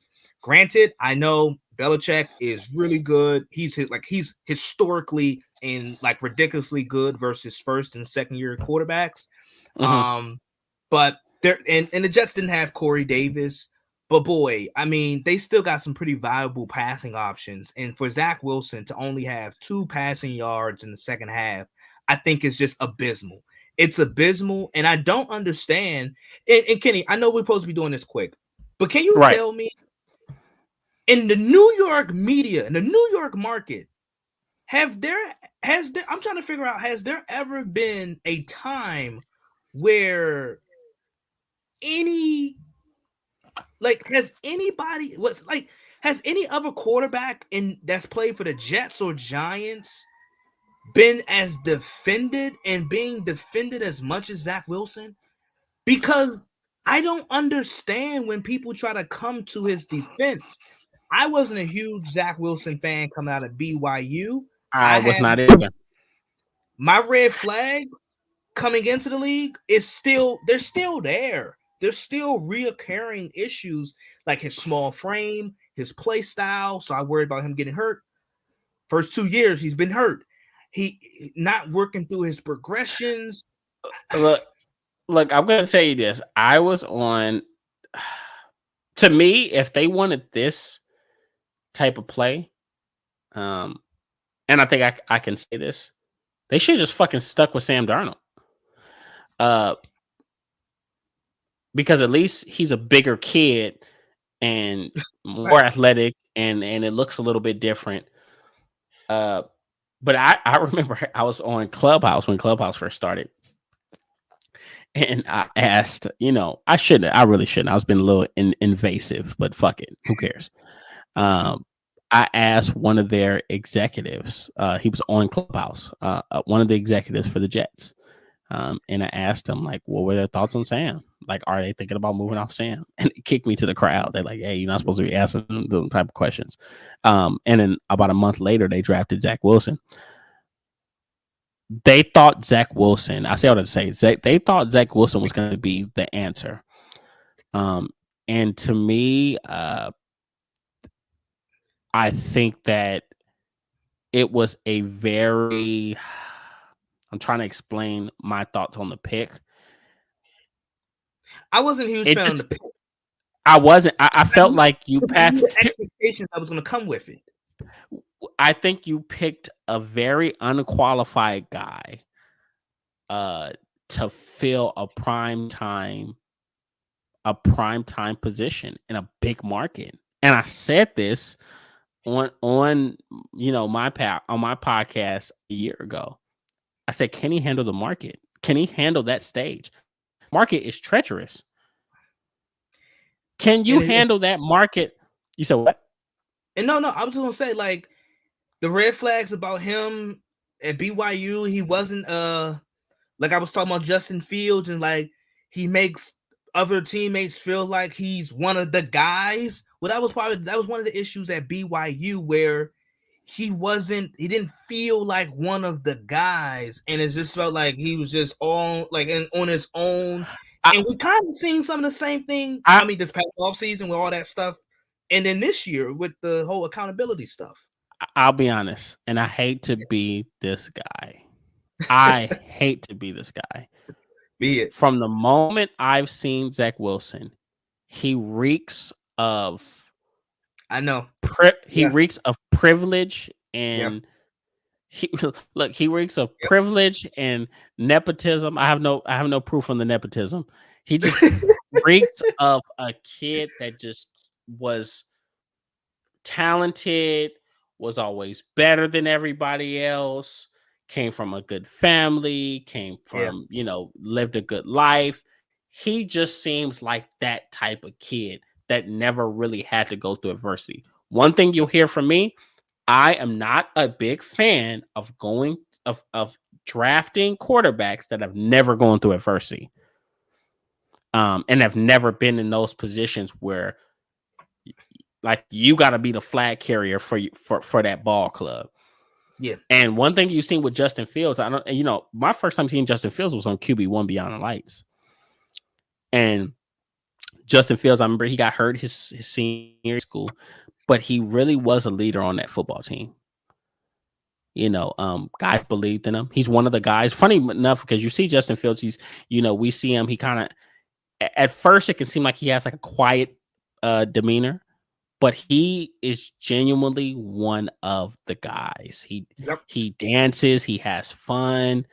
And once again, this is not saying Zach Wilson needs to dance. I'm just saying that you can tell the difference in the connection that these quarterbacks have with their teammates, with their receivers, with their offensive linemen. And right now, Chicago is dope. Fancy this. If this doesn't say anything, I'll simplify it. That way I'm not rambling on. Chicago, Justin Fields at 3-7 with Chicago is in a better place in his locker room than Zach Wilson on a 6-4 Jets team. That has overachieved. Because Chicago knew they were going to be bad. This Jets team, like them being 6 and like nobody first 10 games of the season. If you would have told somebody, so the Jets are going to be 6-4, I would have said, well, I'm glad to know that someone is keeping crack dealers in business because I wouldn't have believed you. No facts. No. This is facts. So he's with a winning team and he's in a terrible position. Meanwhile, they're 3-7 and they believe they love Justin Fields. And that city, I'm gonna tell you this. I visited Chicago the beginning of this year. That city believes in Justin Fields. They embraced him. And he's embraced that city. And he's become the embodiment of what that city is, a tough blue collar. We're gonna put our heads down, and he's become that. So not to continue making the comparisons, but for the Jets, you passed on Justin Fields, you passed on other quarterbacks for Zach Wilson, a kid that grew up with probably not a struggle in the world, went to BYU, a Christian school, I'm not gonna do that, but a nice you know where I'm headed. Yeah. But he's cut from that type of cloth. Yeah. And you could tell. So, but I can go on and on with that topic. But obviously he wasn't accountable. He better be careful or he's going to be another name in that long list of Jets failures at the quarterback position. But you had this one pretty quick. Rams, Saints. I predicted this one. Both pretty bad teams. But the Rams are so depleted. Matthew Stafford played, but he caught another concussion. They're without Cooper Kupp. And ultimately, man, lost seasons for both teams who people thought would be contenders. But the Saints just have a little bit more firepower.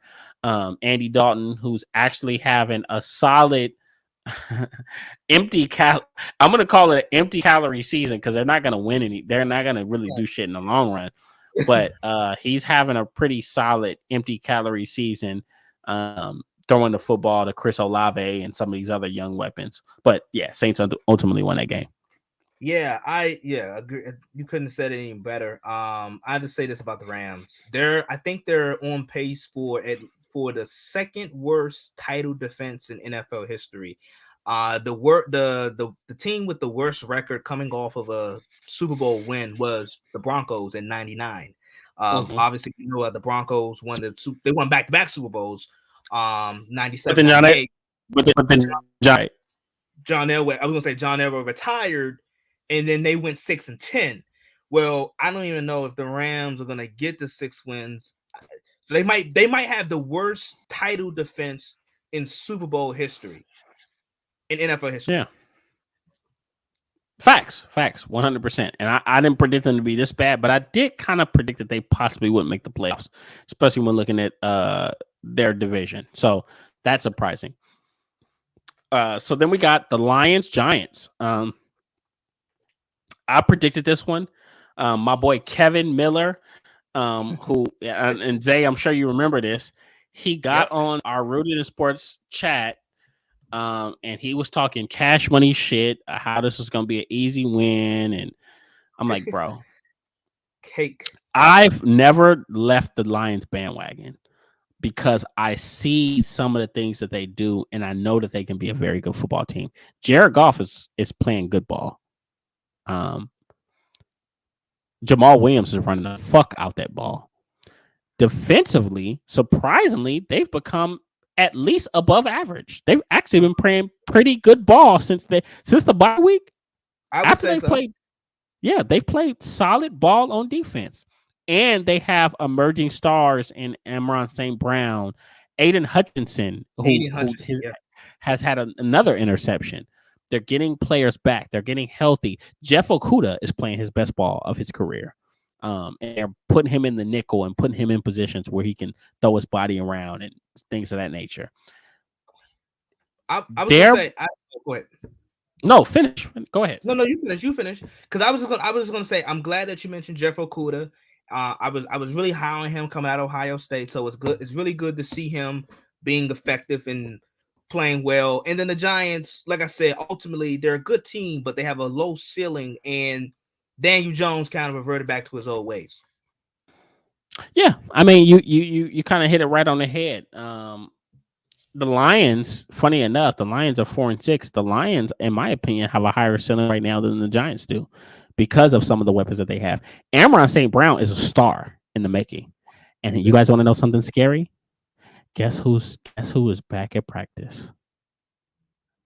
Jameson Williams, the receiver that they drafted in the first round out of Alabama. He is back at practice. So this is a team who was already in the top 5, top 10 in scoring in offense. They're going to get better. So people keep sleeping on this Lions team, even if they don't make the playoffs this year, right? This is going to be a tough team. Defensively, they'll get better. They'll grow. Offensively, they could be something special in another year if they continue this upward trajectory. Because they have the pieces to do it. They've had a lot of injuries. People forget DJ Shark is hurt, but imagine Amon St. Brown and Jameson Williams. I hated that they traded TJ Hawkinson. I like a lot of that made me sick. But you still got Jamal Williams and DeAndre Swift if he can embrace that third down role.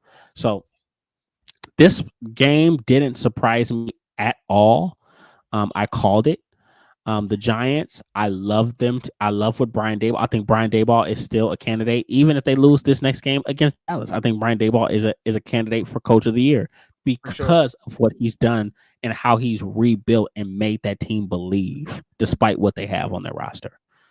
So that's them. So we got the Panthers Ravens. I shit to Bo. This was a very ugly game, and this is why you look at the Panthers and you're like, okay, well, I kind of have some doubts. It's not that they only beat them by 10 points. It was that for much of the game, it was 3-3. Like, this was a slugfest. This wasn't like a better Baltimore team. Like, Baltimore didn't look like the better football team. They just won the game. They won the game because they were a little bit more talented. And that is my thought. Now, meanwhile, the Panthers, they're untalented. They traded away their best player, Christian McCaffrey, but Steve Wilkes is coaching the fuck out this football team to fight, and that's what I love about it. Yeah, I was gonna say it goes back to what we were talking about with Baltimore, where their record says they're 7-3, but you look at them and it's like, look at some of their performances. As you mentioned, Carolina kind of sold all of their stock. It just don't look like a Baltimore team that is primed or destined to make some type of deep playoff run, or a team that could potentially knock off a Bills or Chiefs team and so forth in the postseason. So I agree. Right, lot of limitations. This game should be fairly easy. Commanders Texans. I predicted this one. The Texans are no longer 500. They're 6-5, and actually are very very well positioned to actually make the playoffs. I'm going to tell you guys this. I've said wild things before. I'm going to say this, and I'm going to sit on this shit. The NFC East has an opportunity, a very rare opportunity, to make history, and that is for all 4 teams to make the playoffs. It's very possible. It is. It's extremely possible. And the funny part is what? We were talking about the 49ers earlier. I still think Seattle's going to win that division. And don't be surprised if you look up and the 49ers are fighting with the Commanders for that last playoff spot. And guess what? They play each other. They play each other, yeah. They play each other. So the Commanders really good. But, not really much to say about this game. They just kind of beat up on a lesser team. But they were able to flex their muscles a little bit defensively, get that pass rush going. And I think this was a good confidence game for them, confidence builder. They're getting Chase Young back. Offensively, they're slowly getting better. Taylor Heineke, he is their Nick Foles / Jimmy Garoppolo / Kirk. Like, he's a less talented guy that they just rally around. They love his dirty draws, and they play harder with him. And he has great intangibles, and he has a great story. So that is why this Commanders team is winning. Just look out for them. I would tell anybody, even Cowboys fans, look out for them because they're a team that if you sleep on them, they can fucking beat you. Raiders Broncos, 2 terrible fucking teams. The Raiders, to me, had a lot of opportunity to be really good this year, but they've lost a lot of close games. Yep. So, but they played a Broncos team that is as bad can get. Russell Wilson playing the worst ball of his career, and Nathaniel Hackett is an offensive coordinator masquerading as a head coach.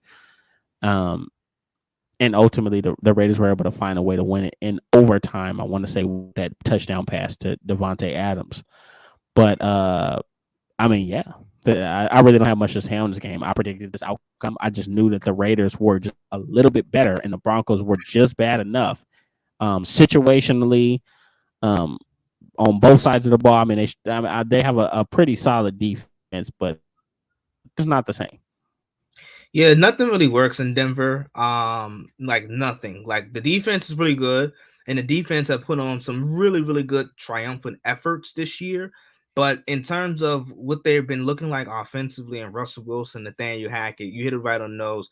Nathaniel Hackett, in my opinion, probably should have been gone because it's not working. It's not fitting.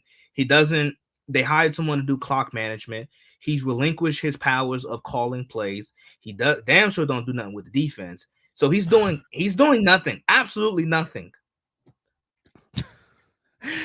He's I don't know. He's a babysitter. Yeah, that's his job. I don't want to get on coaches that don't that, but But here's the thing: if you don't do any of those things, you better be damn good at clock management, or you better be good at situational decisions. And so far, we haven't seen that from him. So let's keep it real. It'll be a miracle if he's still the head coach of that football team going into the next season. So I think they're going to let him finish it out. At least give him time to. God forgive me for saying this. They're going to give him time to find a new home for his family, to get his affairs in order. But he's done. Cowboys Vikings, pretty one-sided game. We probably saw the Cowboys play one of their more complete games in the past 5 years, probably. They dominated on defense, but also we've never seen the Cowboys with this potential on offense and this good of a defense. So defensively, they were able to make those 1 or 2, 3 stops. And you factor that in with the offense being able to score points with Tony Pollard and Ezekiel Elliott, and they pull away. And once I think that's Dallas's recipe this year. That guy has to be played to his level. Because if Dak Prescott's Dak Prescott and he can get Dallas 10 points, 14 points, 20 points, then you're forcing teams to play right into their hands Yep. and throw the football. And by God, I didn't think I'd ever be able to say this because I'm used to these 27 sack Cowboy teams. But this is a truly elite pass rush unit that, to me, could has a chance, has an opportunity to at least scratch the surface of the Chicago Bears 72 sack season in 85. Because they're already at 42 sacks. They're going to be a 50 sack. They could be a 50 sack team as quick as next week. We don't know that. But Right. who's to say that they can't crack those 72 sacks? I think they can get 30 more sacks. I think they're that good. So we'll see. But Minnesota was a team that was confident. You had Justin Jefferson guaranteeing wins. But they just, I think that they showed they're a good football team, but I think that they showed that they don't do anything exorbitant. I said it earlier, they don't do anything exorbitantly well to challenge you with. Yeah, I say with Dallas, over the last, 5 games, they've averaged 35 points per game. So it's good to see them becoming a little bit more explosive offensively. I just defensively, I'm not surprised. I think once they get a lead, when Dallas is scoring points, to your point, you let them pin your ears back. They need to do what they do best, and Good that's luck. quarterback.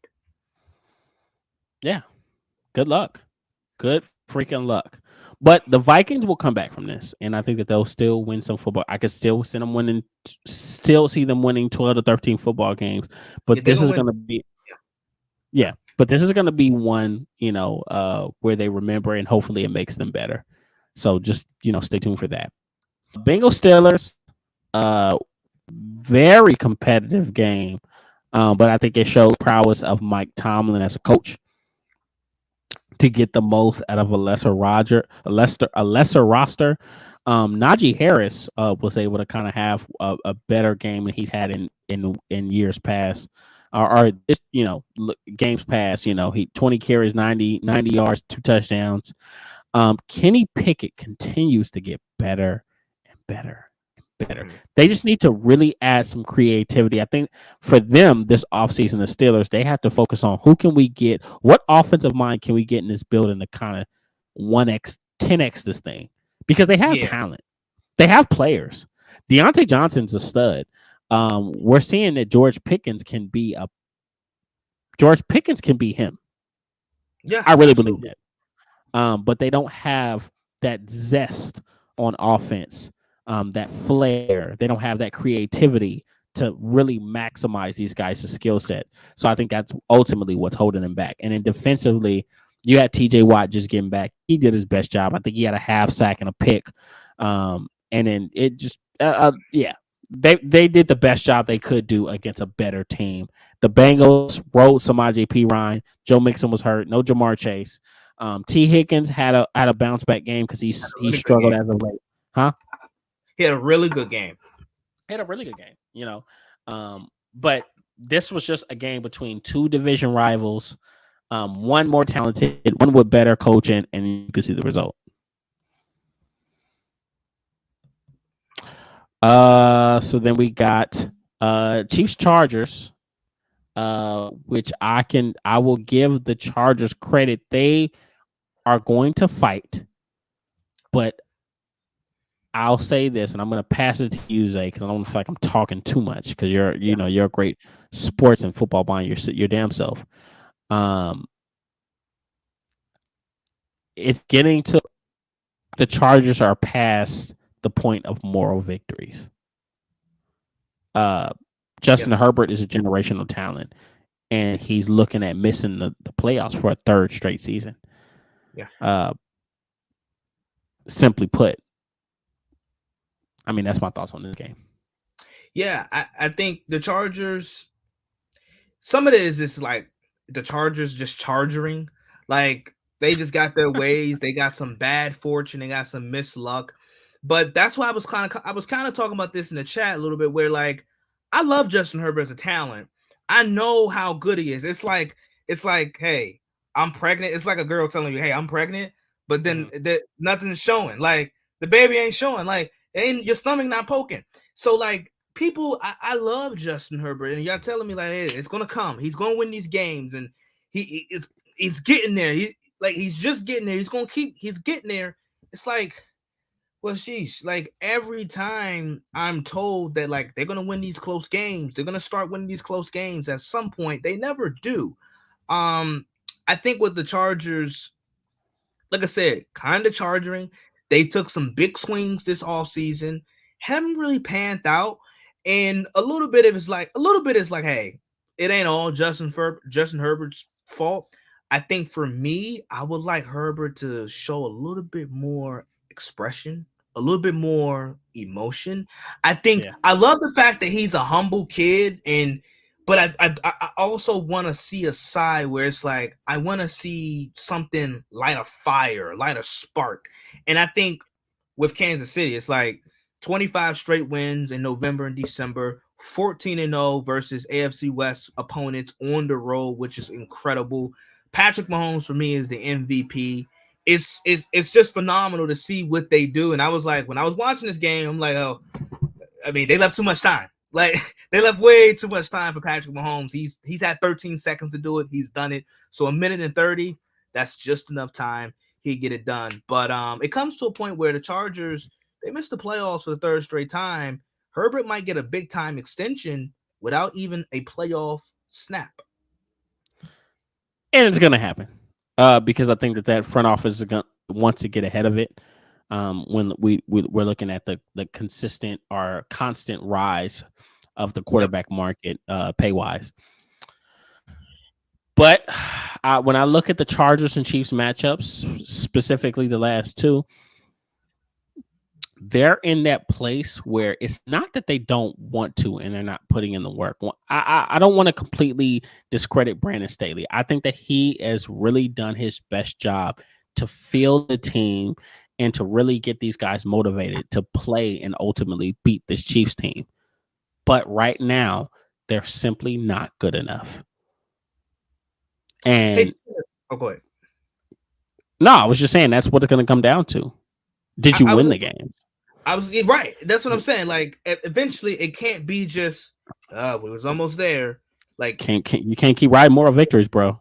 And you think about just how much money the entire AFC West spent to try to dethrone Kansas City and win November and December games like this. And to tell you, the division race is over. It's over effectively. All that money spent, damn near $1 billion spent by all three teams and the other three teams in the AFC West, and the race is over by Thanksgiving. It's insane. It's insane. Literally by Thanksgiving, right? It's not even going down to the wire. So yeah, no, I agree with you on that. So pretty simple. You just had a better team win, and a team that's been underachieving. And Brandon Staley will probably be fired. 49ers Cardinals. I'll be honest, I don't have much context on this game. The 49ers are a talented team and they won this game, but to me, this wasn't an impressive win. I mean, it was the Cardinals with Colt McCoy. The Cardinals are a very average team to me. I mean, they do some things good on the defensive side of the ball. I know they were leading the league in defensive for a while. They may still be. But they don't do, I mean, what's special about the Cardinals? They just got DeAndre Hopkins back a little too late in the year. Kyler Murray has played average, and I think that's putting it, fair. That's me being fair and being nice. I don't know why anybody would look at this game and say this was a big win for the 49ers. I don't think it was. I thought it was just kind of just routine. They just beat up on a worse team, and that team's in shambles. Cliff Kingsbury is he's another coach that's in the running to get fired. Kyler Murray has not been a leader, and he just got a big contract, and he's not played anything an iota, not even close up to that contract. And they have a deficit of talent. They're not a talented roster. So I mean, I don't know. This game there's not much context to put to it because to me, I'm like, well, what are we really talking about? They Okay, weren't well, they were never that good of a football team to me to begin with. Well, I must do this. The Niners, like I said it again, and Kenny wants to poo-poo the Niners win. I get it. He wants to poo-poo. He wants to poo-poo. I'm poo-pooing the win. Yeah, you poo-pooing the win. It's okay. I'm not. It just wasn't impressive. The Niners, I just say this. I'll be the face and I'll be the leader of this 49ers train. They had a really, really good win, a dominant win. They did what they're supposed to do. I'm not going to say it's a big win. I'm not going to say it's like, oh, this is a key victory, but they handled their business. And I think they just showed how dominant and how damn good they can be when they have all their guys healthy on both sides of the ball. Interesting stat. The 49ers last night had 5 guys with either 50 plus receiving yards or a touchdown. So it just shows you the versatility and just how much depth they have. The Niners are the most dominant team, most physically imposing team when they're healthy. Okay, I'll say this. Even if it wasn't an impressive win, it was a showcase of what they're capable of. How about that? Absolutely. Okay. There you go. Okay. Give them all right. So I'll give them credit. I'm not down on San Francisco. I just feel like people are crowning them a little too early. And they gotta play like everybody else. But another story for another day. So let's get to this quick. Let's give our quick predictions and then we'll jump into these quick NBA topics. So we got Buffalo and Detroit. Most people will pick. I'm gonna pick. Do I want to be an asshole? Kenny, do you want to be an asshole? Fuck it, I'm being an asshole. I'm gonna pick Detroit. You're gonna pick Detroit? It's in Detroit. I'm picking Detroit. It's in Detroit. I think that they run the football with Jamal Williams. DeAndre Swift will embrace that change of pace back roll, and I think that they're gonna control that clock and they're gonna run the football in Buffalo. And I think that they're gonna win this game. Okay. I disagree. And by the way, don't forget the Detroit has one of the top 3 to 5 offensive lines in the league. So it's not like you're gonna bludgeon them to death. Okay. Still disagree. I think it would be no. Seriously. I think it's gonna be a really close game. I will take Buffalo. I think Buffalo, that Minnesota loss was kind of a punch in the mouth.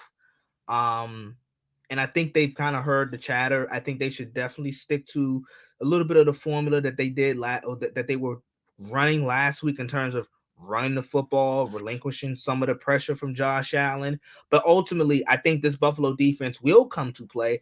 I foresee 2 jerk-off turnovers, maybe. I foresee 2 jerk-off turnovers, and I think Josh Allen makes some plays. I do think this game is going to be pretty. This game is going to be pretty good. In terms of like close. I'm looking at your time slot. I'm about to say early. I'm like, whoa, this game comes on the 9:30. It comes on the 9:30 for you, my friend. It comes on at 12:30. I'm a West Coast guy. Yeah, he's a West Coast. So okay, but I do think the Bills will win. I think they'll win slightly. I say like a 9-point victory. That's the spread. Okay. So then we got New York, Dallas.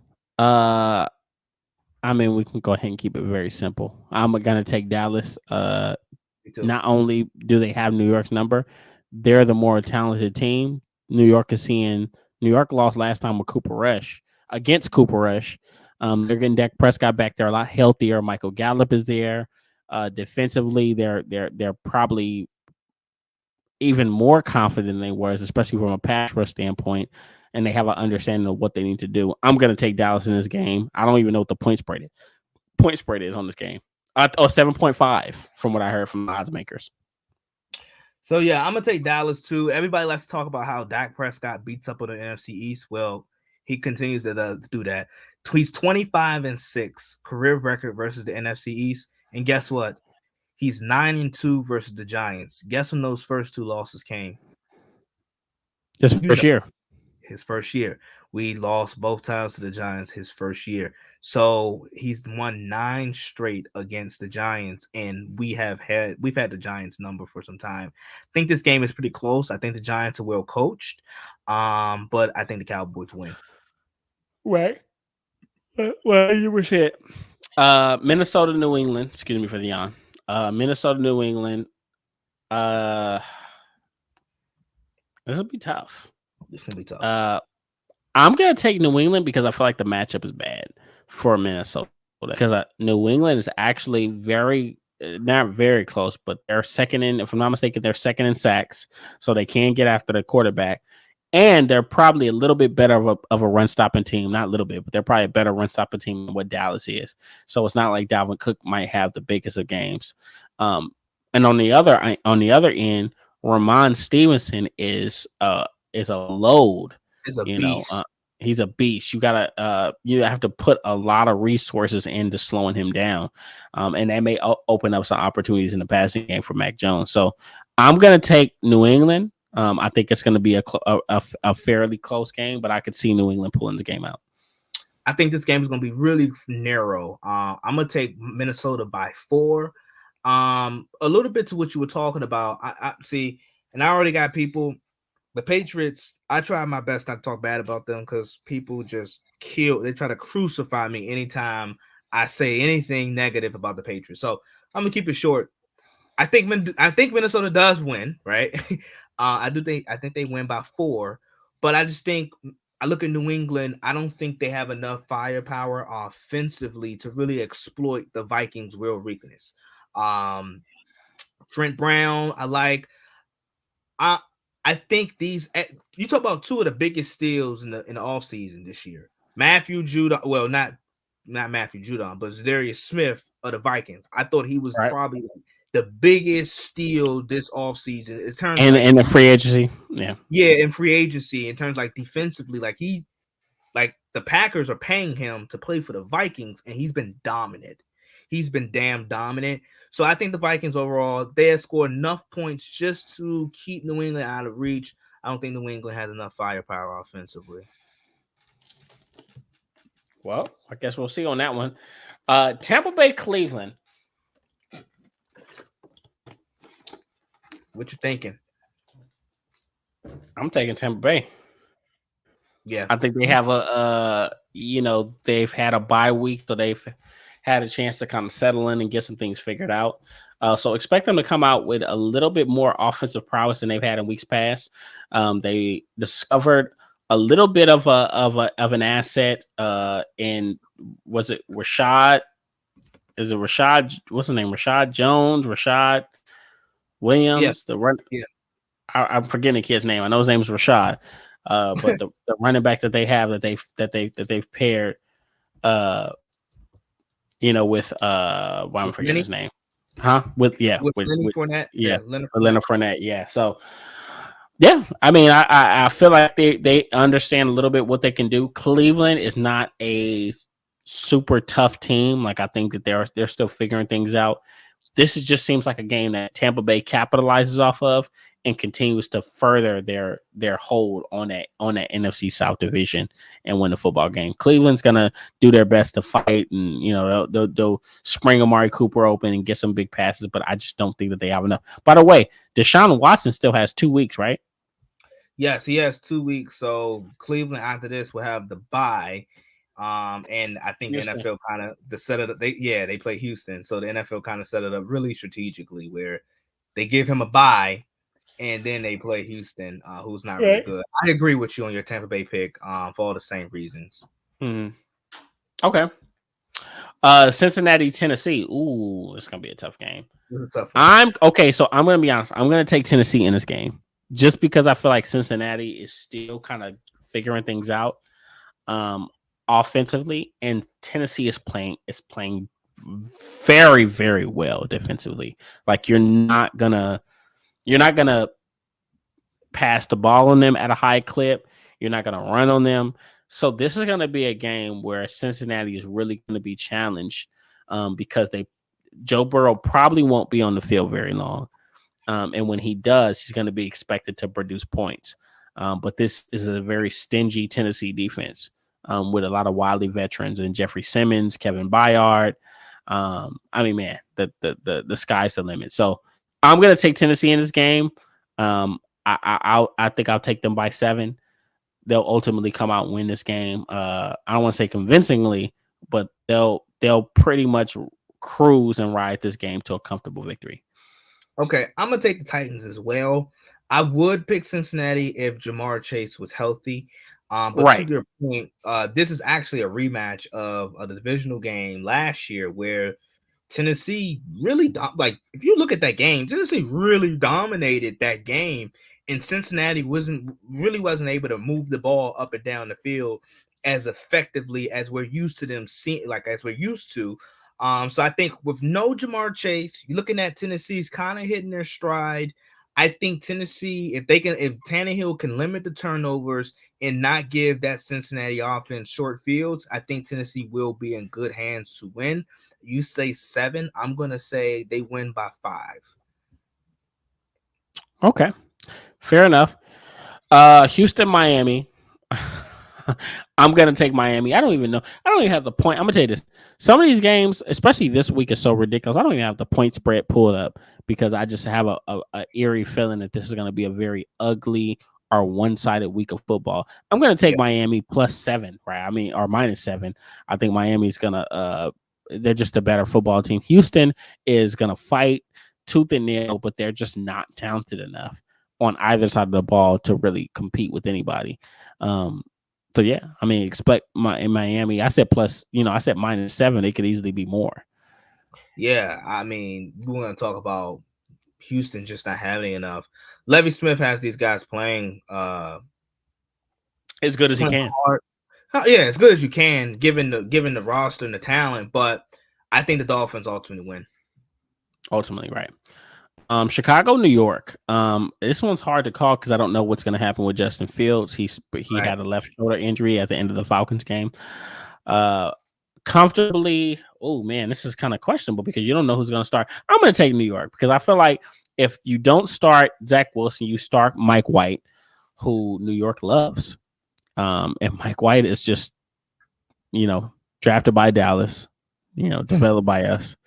No, I'm gonna stop joking around. But no, I feel like New York is just the better team right now. Defensively, definitely they're better. And offensively, they have the weapons. They just need the quarterback that's gonna be able to, 1, be accountable, but 2, be able to distribute the ball. So I'm gonna take New York in this game. I'll take them by 3. I'm gonna take Chicago. If Justin Fields is playing, if he plays, that's the only reason I didn't pick Chicago. Yeah, I think Fields ultimately the Jet, like Salah, he didn't like outwardly he said, hey, he's not sold on, he didn't make a determination in terms of his quarterback, but I don't think what's the benefit of not playing Zach Wilson? Like as bad as he was, and I have my red flags and I have my bones to pick with him. Like you don't get no benefit. Like there's no upside to not playing him. So I do think he finished off the season, he finished off the year, and he plays. But I think Chicago and Justin Fields, if Fields play, I pick Chicago. I think Fields will make just enough plays. Last couple of weeks, we talked about it. Chicago's been knocking at the door. They're a young team. I think they get a win versus a pretty good Jets team. Okay. I definitely want to see Chicago do a lot better, but like I said, that injury is a little questionable. Atlanta, Washington. Obviously at Washington, I'm going to take Washington in this game. I think they continue to ride that wave. Atlanta's strength is running the football. Washington is actually very solid at stopping the run, and they've gotten really good in the past few weeks at time and possession, controlling the clock, and running the football with that newfound duo of Antonio Gibson and Brian Robinson Jr. So I think the biggest thing about Washington is that they understand their formula to win now. And Chase Young should play in this game. So I'm going to take Washington minus 7. Yeah, I take Washington to win. I think they win by 10. Like you said, they've been pretty dominant in stopping the run. That was the big problem. Their defense in general was a huge problem. Like the first 5-6 weeks, where they were giving up a lot of big chunk plays, a lot of yardage. But they kind of cleaned that up a little bit. Still have my questions about their secondary, but as you said, Atlanta likes to run the football. Washington can stop the run. I take Washington by 10. They're at home. They continue to play well with Taylor Heineke. Correct. Denver, Carolina, a tale of two bad teams. But you know what? Well, guess what? I'm gonna take Carolina because I feel like they're the better coach team, and they're gonna fight Denver tooth and nail. Hopefully, I don't know if it's check the injury report. I don't know if PJ Walker's back. Baker Mayfield may very well still be the guy, but Carolina is just a scrap at this point. They're a scrappy team. Denver is terrible, and they really don't have much fight. That's the difference. Their talent has led them to 3 wins. If they don't have that talent, they probably have no wins. They're probably winless, you know. So I'm gonna take Carolina just because they're the more well coached, hard nosed, hard hitting, and they have some serious weapons on defense with Jeremy Chin, Brian Burns. What's his name? The big defensive tackle from Auburn. Was it Derek? Yeah. So, yeah, I'm gonna Derek Brown. So I'm gonna go ahead and I'm gonna take the Panthers, and I'll take them -3. Boy, this is really a pick 'em. You made a great point in terms of Carolina's they're better coached. That means a lot to me. But like you said, Denver has more talent. I'm gonna say Denver gets the win. I'm gonna say Denver gets the win slightly. They win by 3 points. I want to say so bad that Russell makes a play, but damn, he hasn't made a goddamn play since he's left Seattle. So I don't. I don't know. I don't know, but I take Denver. I'm just thinking about Carolina offensively versus that Denver Broncos off defense, where like I want people to get understood. Defensively, the Broncos have been really, really good. They have had some great efforts. Their offense is dead last. You want to know a crazy stat? The Broncos. The Broncos their offense is dead last. Their offense is dead last in points in yardage, and the Broncos defense has gave up the fewest amount of points this year. So it's like that. That's probably like the worst combination you can have, where your defense is really, really good and they have some great efforts and they stop teams, but then your offense just can't generate no type of points. I'm gonna take Denver though slightly. I think this is an ugly game. Okay, fair enough. So then we got Baltimore, Jacksonville. This was tough. Call me crazy. It's tougher than what you think. I'm gonna take Jacksonville. Me too.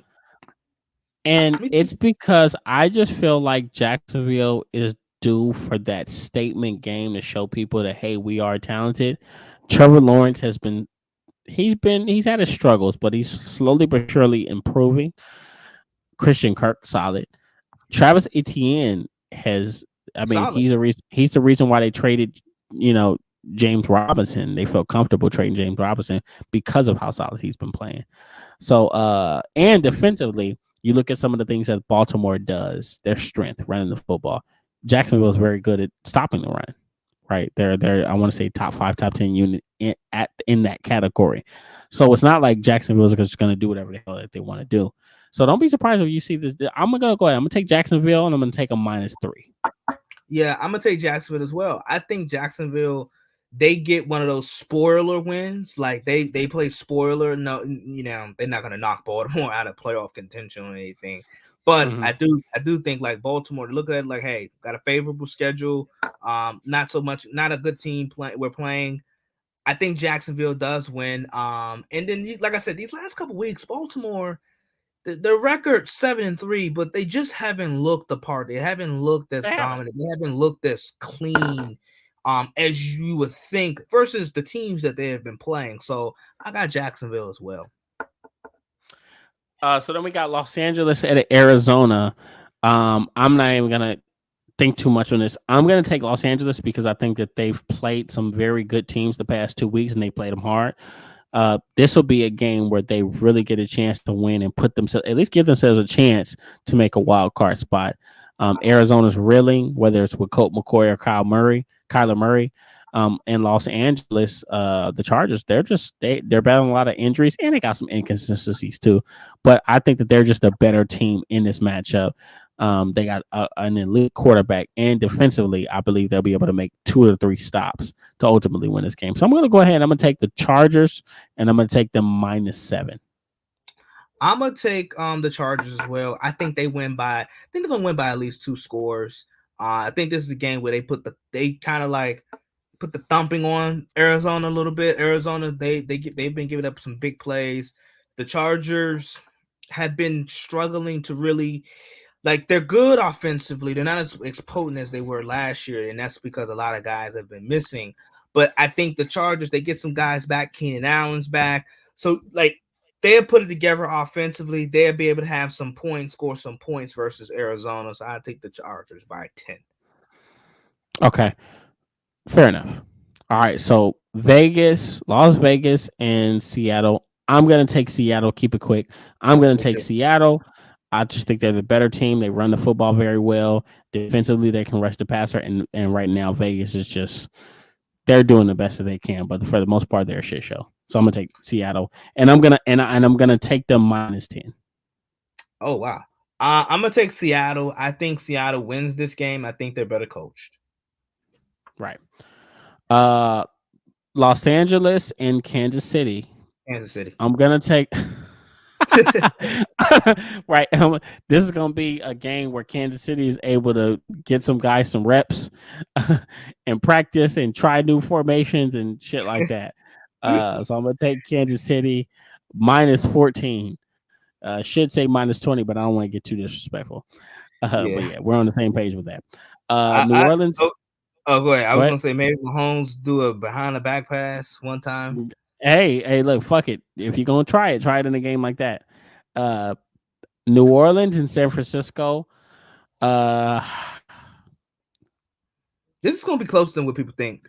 It is because New Orleans matches up a little bit well with them. I'm going to take San Francisco, and I'm going to take a -7, but I think that it's going to be a tough 7-point game for them. New Orleans actually has a pretty fight. Their defense isn't a pushover. They still have some veterans on that defense. And offensively, Andy Dalton's not playing terrible. He just needs protection. That's my only question mark because I feel like Nick Bosa, Drake Jackson, some of the pass rushers that they have will ultimately end up being able to get to him at least 1 or 2 times at crucial moments of the game. So I'm gonna take San Francisco -3, and I still think New Orleans will keep it competitive. Yeah, me too. I think San Francisco probably starts off a bit slow. And they probably break away in the third, in like late third, latter third, fourth quarter, and they win by 7. Right. Green Bay, Philly. I'm gonna take Green Bay in this game. I was going to say Philly. I'm gonna take Green Bay in this game. They're gonna continue, and they're gonna use the same game plan that Indy and Washington used. But here's the crazy part. I think they have better personnel to run that scheme. They have a 2-headed monster in Aaron Jones and David and AJ Dillon. Where they have a very, very nice 1-2 punch. Defensively, they do still have some teeth with Preston Smith and Darnell Savage and Russell Douglas, and like they still have some weapons. Jair Alexander. I believe if they really focus on it, they'll be able to control the game. And I think that they're figuring out, first of all, the worst thing you can give Aaron Rodgers, don't let Aaron Rodgers get confidence in somebody. Once he gets confidence in somebody, you get in the ball. And as of now, I think now he's like, okay, I have a guy in Christian Watson that can throw the football to in big moments. So he has his confidence. And so don't look for Christian Watson to have another big game. But I just think Green Bay is going to be able to run on Philly and have those crucial moments and really be able to control this game and keep Jalen Hurts off the field. And the prowess of Aaron Rodgers, the savvy of him is going to be able to close his game out in ways that Matt Ryan wasn't able to last week. So I'm gonna take Green Bay, and I'm gonna take them. I'll take them -7. That's a really strong take. I'm gonna take Philly though. I'm gonna take Philly to win. I think Philly cruise. I think Philly's losses come within the division. Okay, fair enough. Last but not least, we got Pittsburgh and Indy. I guess it's kind of like an ugly fest. Shit. I'm gonna take Indy. I'm gonna take Indy just because I feel like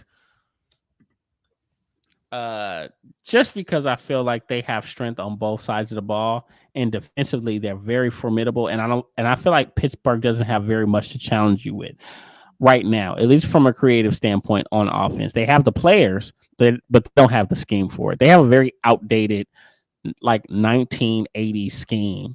Yeah, and bro, it's like I'm like, what the fuck are y'all doing? With talented players, you know. So I'm gonna go ahead and I'm gonna take Indy, and I'll take them -3. Yeah, I'll take Indy too. I'm a little jealous of some of your times of these games, all of your times of these games. I mean, you get this 1 o'clock, 1:25 game. Oh my goodness. Oh goodness. I love these times that you got, but I'll take Indy. Yeah. So obviously we have our that's our picks. You know, that's our prediction, our recap and our predictions. A lot of fun matchups this week. I think it's funny. I didn't even do a pick 'em league this week. I said, man, some of these games are just so ugly. Yeah. I didn't want to touch them, you know. But you know, I obviously on here I have to give my input, and I feel very comfortable about the about some of the predictions that I did make. So last but not least, you know, I have to ask you, we have a little NBA action before we go ahead and come to a close. Yeah. You know, we've seen the defending champion Golden State Warriors struggle as of late. Yeah. And I want to say they're 9-10. Let me go ahead and check my record. And I can check for you, but I think they're 9-10. 9-10, you know, which no one expected at this standpoint. 8-10, even worse. Based off of your opinion, based off of some of the things that you've seen, why have they struggled so much? Is it just a formality, load management type shit, or do you really, do you think that they're genuinely struggling in one area that's alarming? Now, you know, we're 18 games into the season. We're not even in Christmas yet. Like Christmas Day for the NBA is usually like, okay, that check-in day. And then like the second check-in day is like January, getting close to the All-Star break, where you check in, you're like, okay, these are where teams are. Like, this is who they are. I think the Warriors, I mean, the Western Conference as a whole is kind of in a bunch. Like the Mavericks have 7 losses. That's the record of the Utah Jazz. Now, mind you, the Utah Jazz are the number 1 seed. They're top of the West right now. But they have the same record. They have the same amount of losses as the Dallas Mavericks, who's sitting in 9th. Right. So it's a lot of parity. So it's a lot of parity in the Western Conference. It's a lot of parity, and no one has really put themselves. My opinion, I don't think like Utah is a good story. They got off to a good start, but at some point they're gonna fizzle out, right? Right. And I think the upper echelon teams, the better teams that we all expect to be near the top, like the Phoenix, the Dallas, the Golden States, the Denvers, they'll be there. And with the Warriors, I think part of it is like early season struggles, you know, little championship hangover. They are a bit older. I do think it's something to be said that losing Otto Porter, losing Gary Payton the second, those are big losses. Right. Those were integral. They played critical minutes down the stretch of some real big playoff games in the finals. Like those were rotational guys. And quite honestly, the younger guys of the Warriors, Moses Moody, Kuminga at times, they like Wiseman just got sent down back to the G League. they haven't really played and fulfilled those, which is good for him. Which is good for him. But and if I'm the Warriors, I might even try to explore trying to move him, because if you're being real, the Warriors, they weren't too interested in Wiseman. They were trying, that pick that they made for Wiseman, number 2 pick, they were trying to flip that and get a star, but they didn't, and they just decided to draft him. So I don't know how he fits offensively and his skill set within the Warriors and how they play offense. But as a whole, a lot of it's just early season struggles.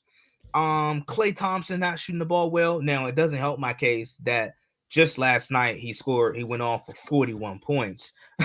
But overall, throughout the longevity or beginning of the season, he hasn't shot the ball well. I think with the exception of last night, he has one game, including last night, one game with shooting over 50% from the field. So he's been really inefficient in shooting at a high volume. I would say, on a serious note, the Warriors defensively has been a problem.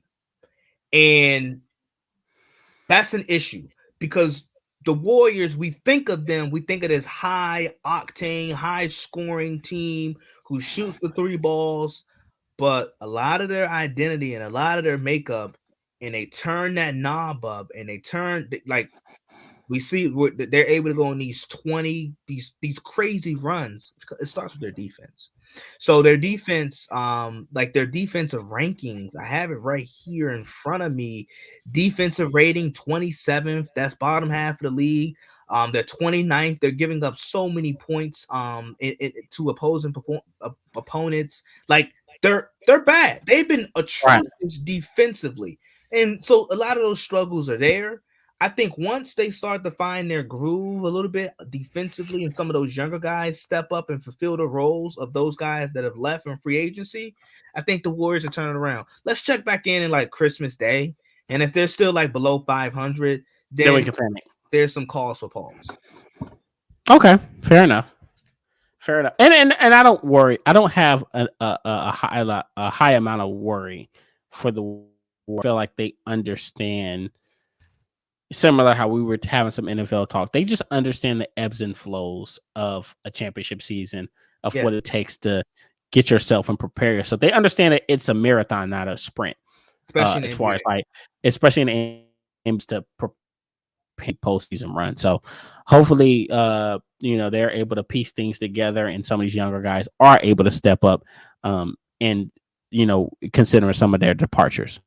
It also helps that Steph Curry is averaging 32-7 on 50, 40, 90 splits. Right. No, that's true. So hopefully Klay can refine his touch. I know it's still a work in progress, but if he can do that'll definitely make strides. And I think the G League could be good for James Wiseman. People look at the G League like a bad thing. I don't think it's a bad thing.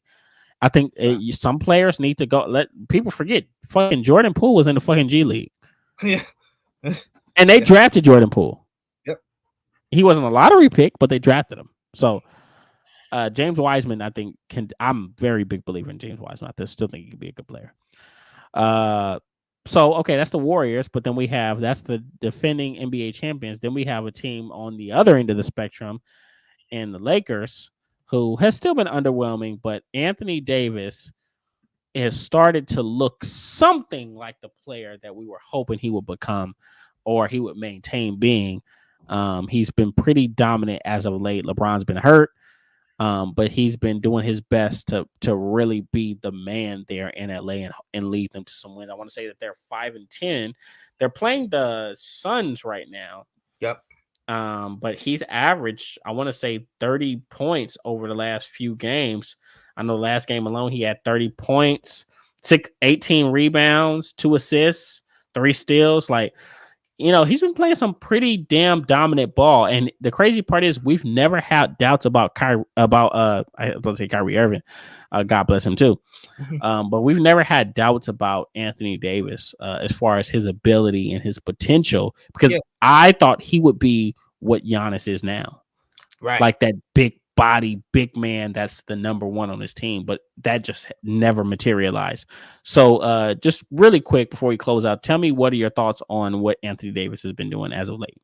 It means nothing if he can't continue it when LeBron James come back. Because to ask LeBron James in year 20, turning, I think, 38, right. 39, this upcoming December, I think to ask him to be your best player is too much. LeBron's barely, I tell people, over the past 3 years, since he's gotten to LA, he's averaged 55 games a year. So he's no longer the like durable Superman LeBron that we have all come to love, and we talk about Father Time and his durability. He's not that anymore. He's LeBron that plays 60 games, and he can't be your first option every night. So a lot of this, like, I'm glad to see some type of form. Like, a lot of people want bubble AD back, where like they thought him in the bubble, that was like the best version of Anthony Davis, and that's when we saw obviously the Lakers won the championship. He was also healthy, yeah, and he was also healthy. So it's great right now. It's good to see him win some games, put the team on his back, and so forth. But if it can't continue with LeBron James on the floor, it means nothing. And I do think this kind of a telltale sign, because I'm saying it don't mean nothing if he can't do it when LeBron is on the floor. But if you look at the Lakers, when you look at Anthony Davis and Russell Westbrook, when they're on the floor together without LeBron James, offensively, you can even dating back to last year, they were a pretty good duo. Like, the duo was dangerous. Like, they were a pretty good duo. It's when LeBron, Westbrook, and AD's on the LeBron. To me, LeBron and Westbrook together on the floor is the dumbest thing ever. It's not gonna work. So when you have a big who Anthony Davis can shoot the basketball, but you don't want him shooting. You don't want him shooting. No. That's not his strong suit. He can do it, but it's not his strong suit. It's not him.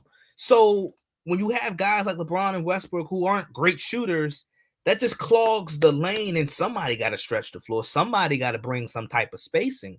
So I think if he can't continue this with a healthy LeBron James, it's like, but I am glad to see some. Like there's some remnants of Anthony Davis still in there, or bubble AD still in there. Because he was looking a little, I don't want to say washed up, but he was looking done, man. Like, this guy is not the same. Like, it's almost like he had the same fight in him, man. Yeah, he was still getting his 24 and 9, but I tell people it wasn't the same. It looked different. It looks different. It just looked different. So to see him get these 30-point games, he's still really good defensively around the rim. Like, he's still really good, despite what we say about him offensively. He's still good defensively, but I need to see this level of play continue when LeBron James comes back. And I think hopefully he can continue to run with this, because I think he's understanding finally, I have to be the man for this to work. Yep. And the crazy part is LeBron, he's past that point in his career. He wants Anthony Davis to be, yeah. And I hate to use this phrase, but he wants Anthony Davis to let his nuts hang to the floor. Yeah. No, and be that guy and be him. That would make life easier for him as an older player at the back end of his career. So, but yeah, impressive on him. We'll see what the Lakers do. Once again, they're playing the Suns right now. So I had to obviously wait a few hours, or wait an hour and a half to see what the outcome of that game is. But yeah, I mean, I guess that kind of closes everything out, man. We've had a pretty good day of talking sports. I had, me and Isaiah can go forever and ever if no one puts the muzzle on us. Man, I was me and any of my sports guys, you have Zay, but you got people in rooted sports community that we can go on forever and ever. I mean, and I'm not even talking about via podcast. I'm just talking about messaging, arguing, and debating different topics of sports. So but yeah, man, obviously we had to close everything out, man, but go ahead and tell us what's up with the pod, what's up with the Isaiah Kit podcast, what's coming next. So actually, great time and great transition. I'm gonna have Kenneth on. I'm gonna have Kenny on. Me? Yeah. Yeah. Yeah. I'm gonna have you on. So that should be pretty exciting. We're gonna be talking about some similar topics and so forth. Get into some more quarterback talk. Like I said, I'm really into the quarterbacks and diving into, evaluating and judging quarterbacks and so forth. So I'm gonna have Kenny on, but you guys know I'm the host of the Isaiah Kid podcast. It's all on any platform you guys listen to your podcast on. It's on there. It's on Apple, Spotify. You can Google search it, whatever. But find your way there. Once again, thank you to Rooted in Sports and Ira. Hope he's doing what he got to do. And Kenny, thank you for having me on. But yeah, so that's what else. But you're the next guest on. Yeah, so I'll be hopping on his pod and just showing some love. He's blessed us enough and definitely looked out for us in Rooted in Sports anytime that we've needed him. So yeah, I look forward to that. As for me, you guys know I'm working on my personal podcast. Name still to be revealed. I've came up with it. We're working on the logo. I got the picture. So a lot more to come with the rebrand of the podcast. Some good stuff. Good up. So just look forward to that. And stay tuned on my Instagram, Tiberius519, for more updates on my podcast rebrand. But Rooted in Sports every Tuesday, 5:30 p.m. Pacific Standard Time, which should translate to 7:30 p.m. Central and 8:30 Eastern. But we go every Tuesday, and we come on here. We have a very, very big commitment to you guys, to anyone that's watching, or anybody that wants to backtrack, just giving some sports updates and what our takes on some of these, on some of these big topics in the sports world. So yeah, a lot of fun going on. World Cup is happening,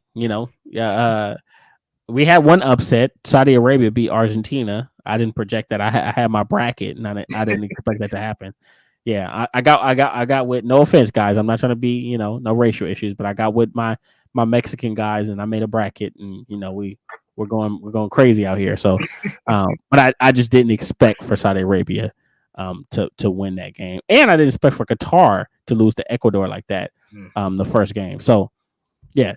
Definitely getting interesting, but we got a lot of good stuff coming along in sports. So look forward to Rooted in Sports next Tuesday. And Isaiah, you got anything else? Nah, that's it, man. Thank you. Like I said, once again, lastly, just thank you guys for having me on, bringing me back on once again. So it was good talking with you. Enjoying the show. Hope everybody enjoyed. You see, man, me and Isaiah be having fun. It's almost like you guys aren't here. It's just me and him. But all right. I will talk to you, Zay, soon. And for anybody that's watching, I will see you guys next Tuesday.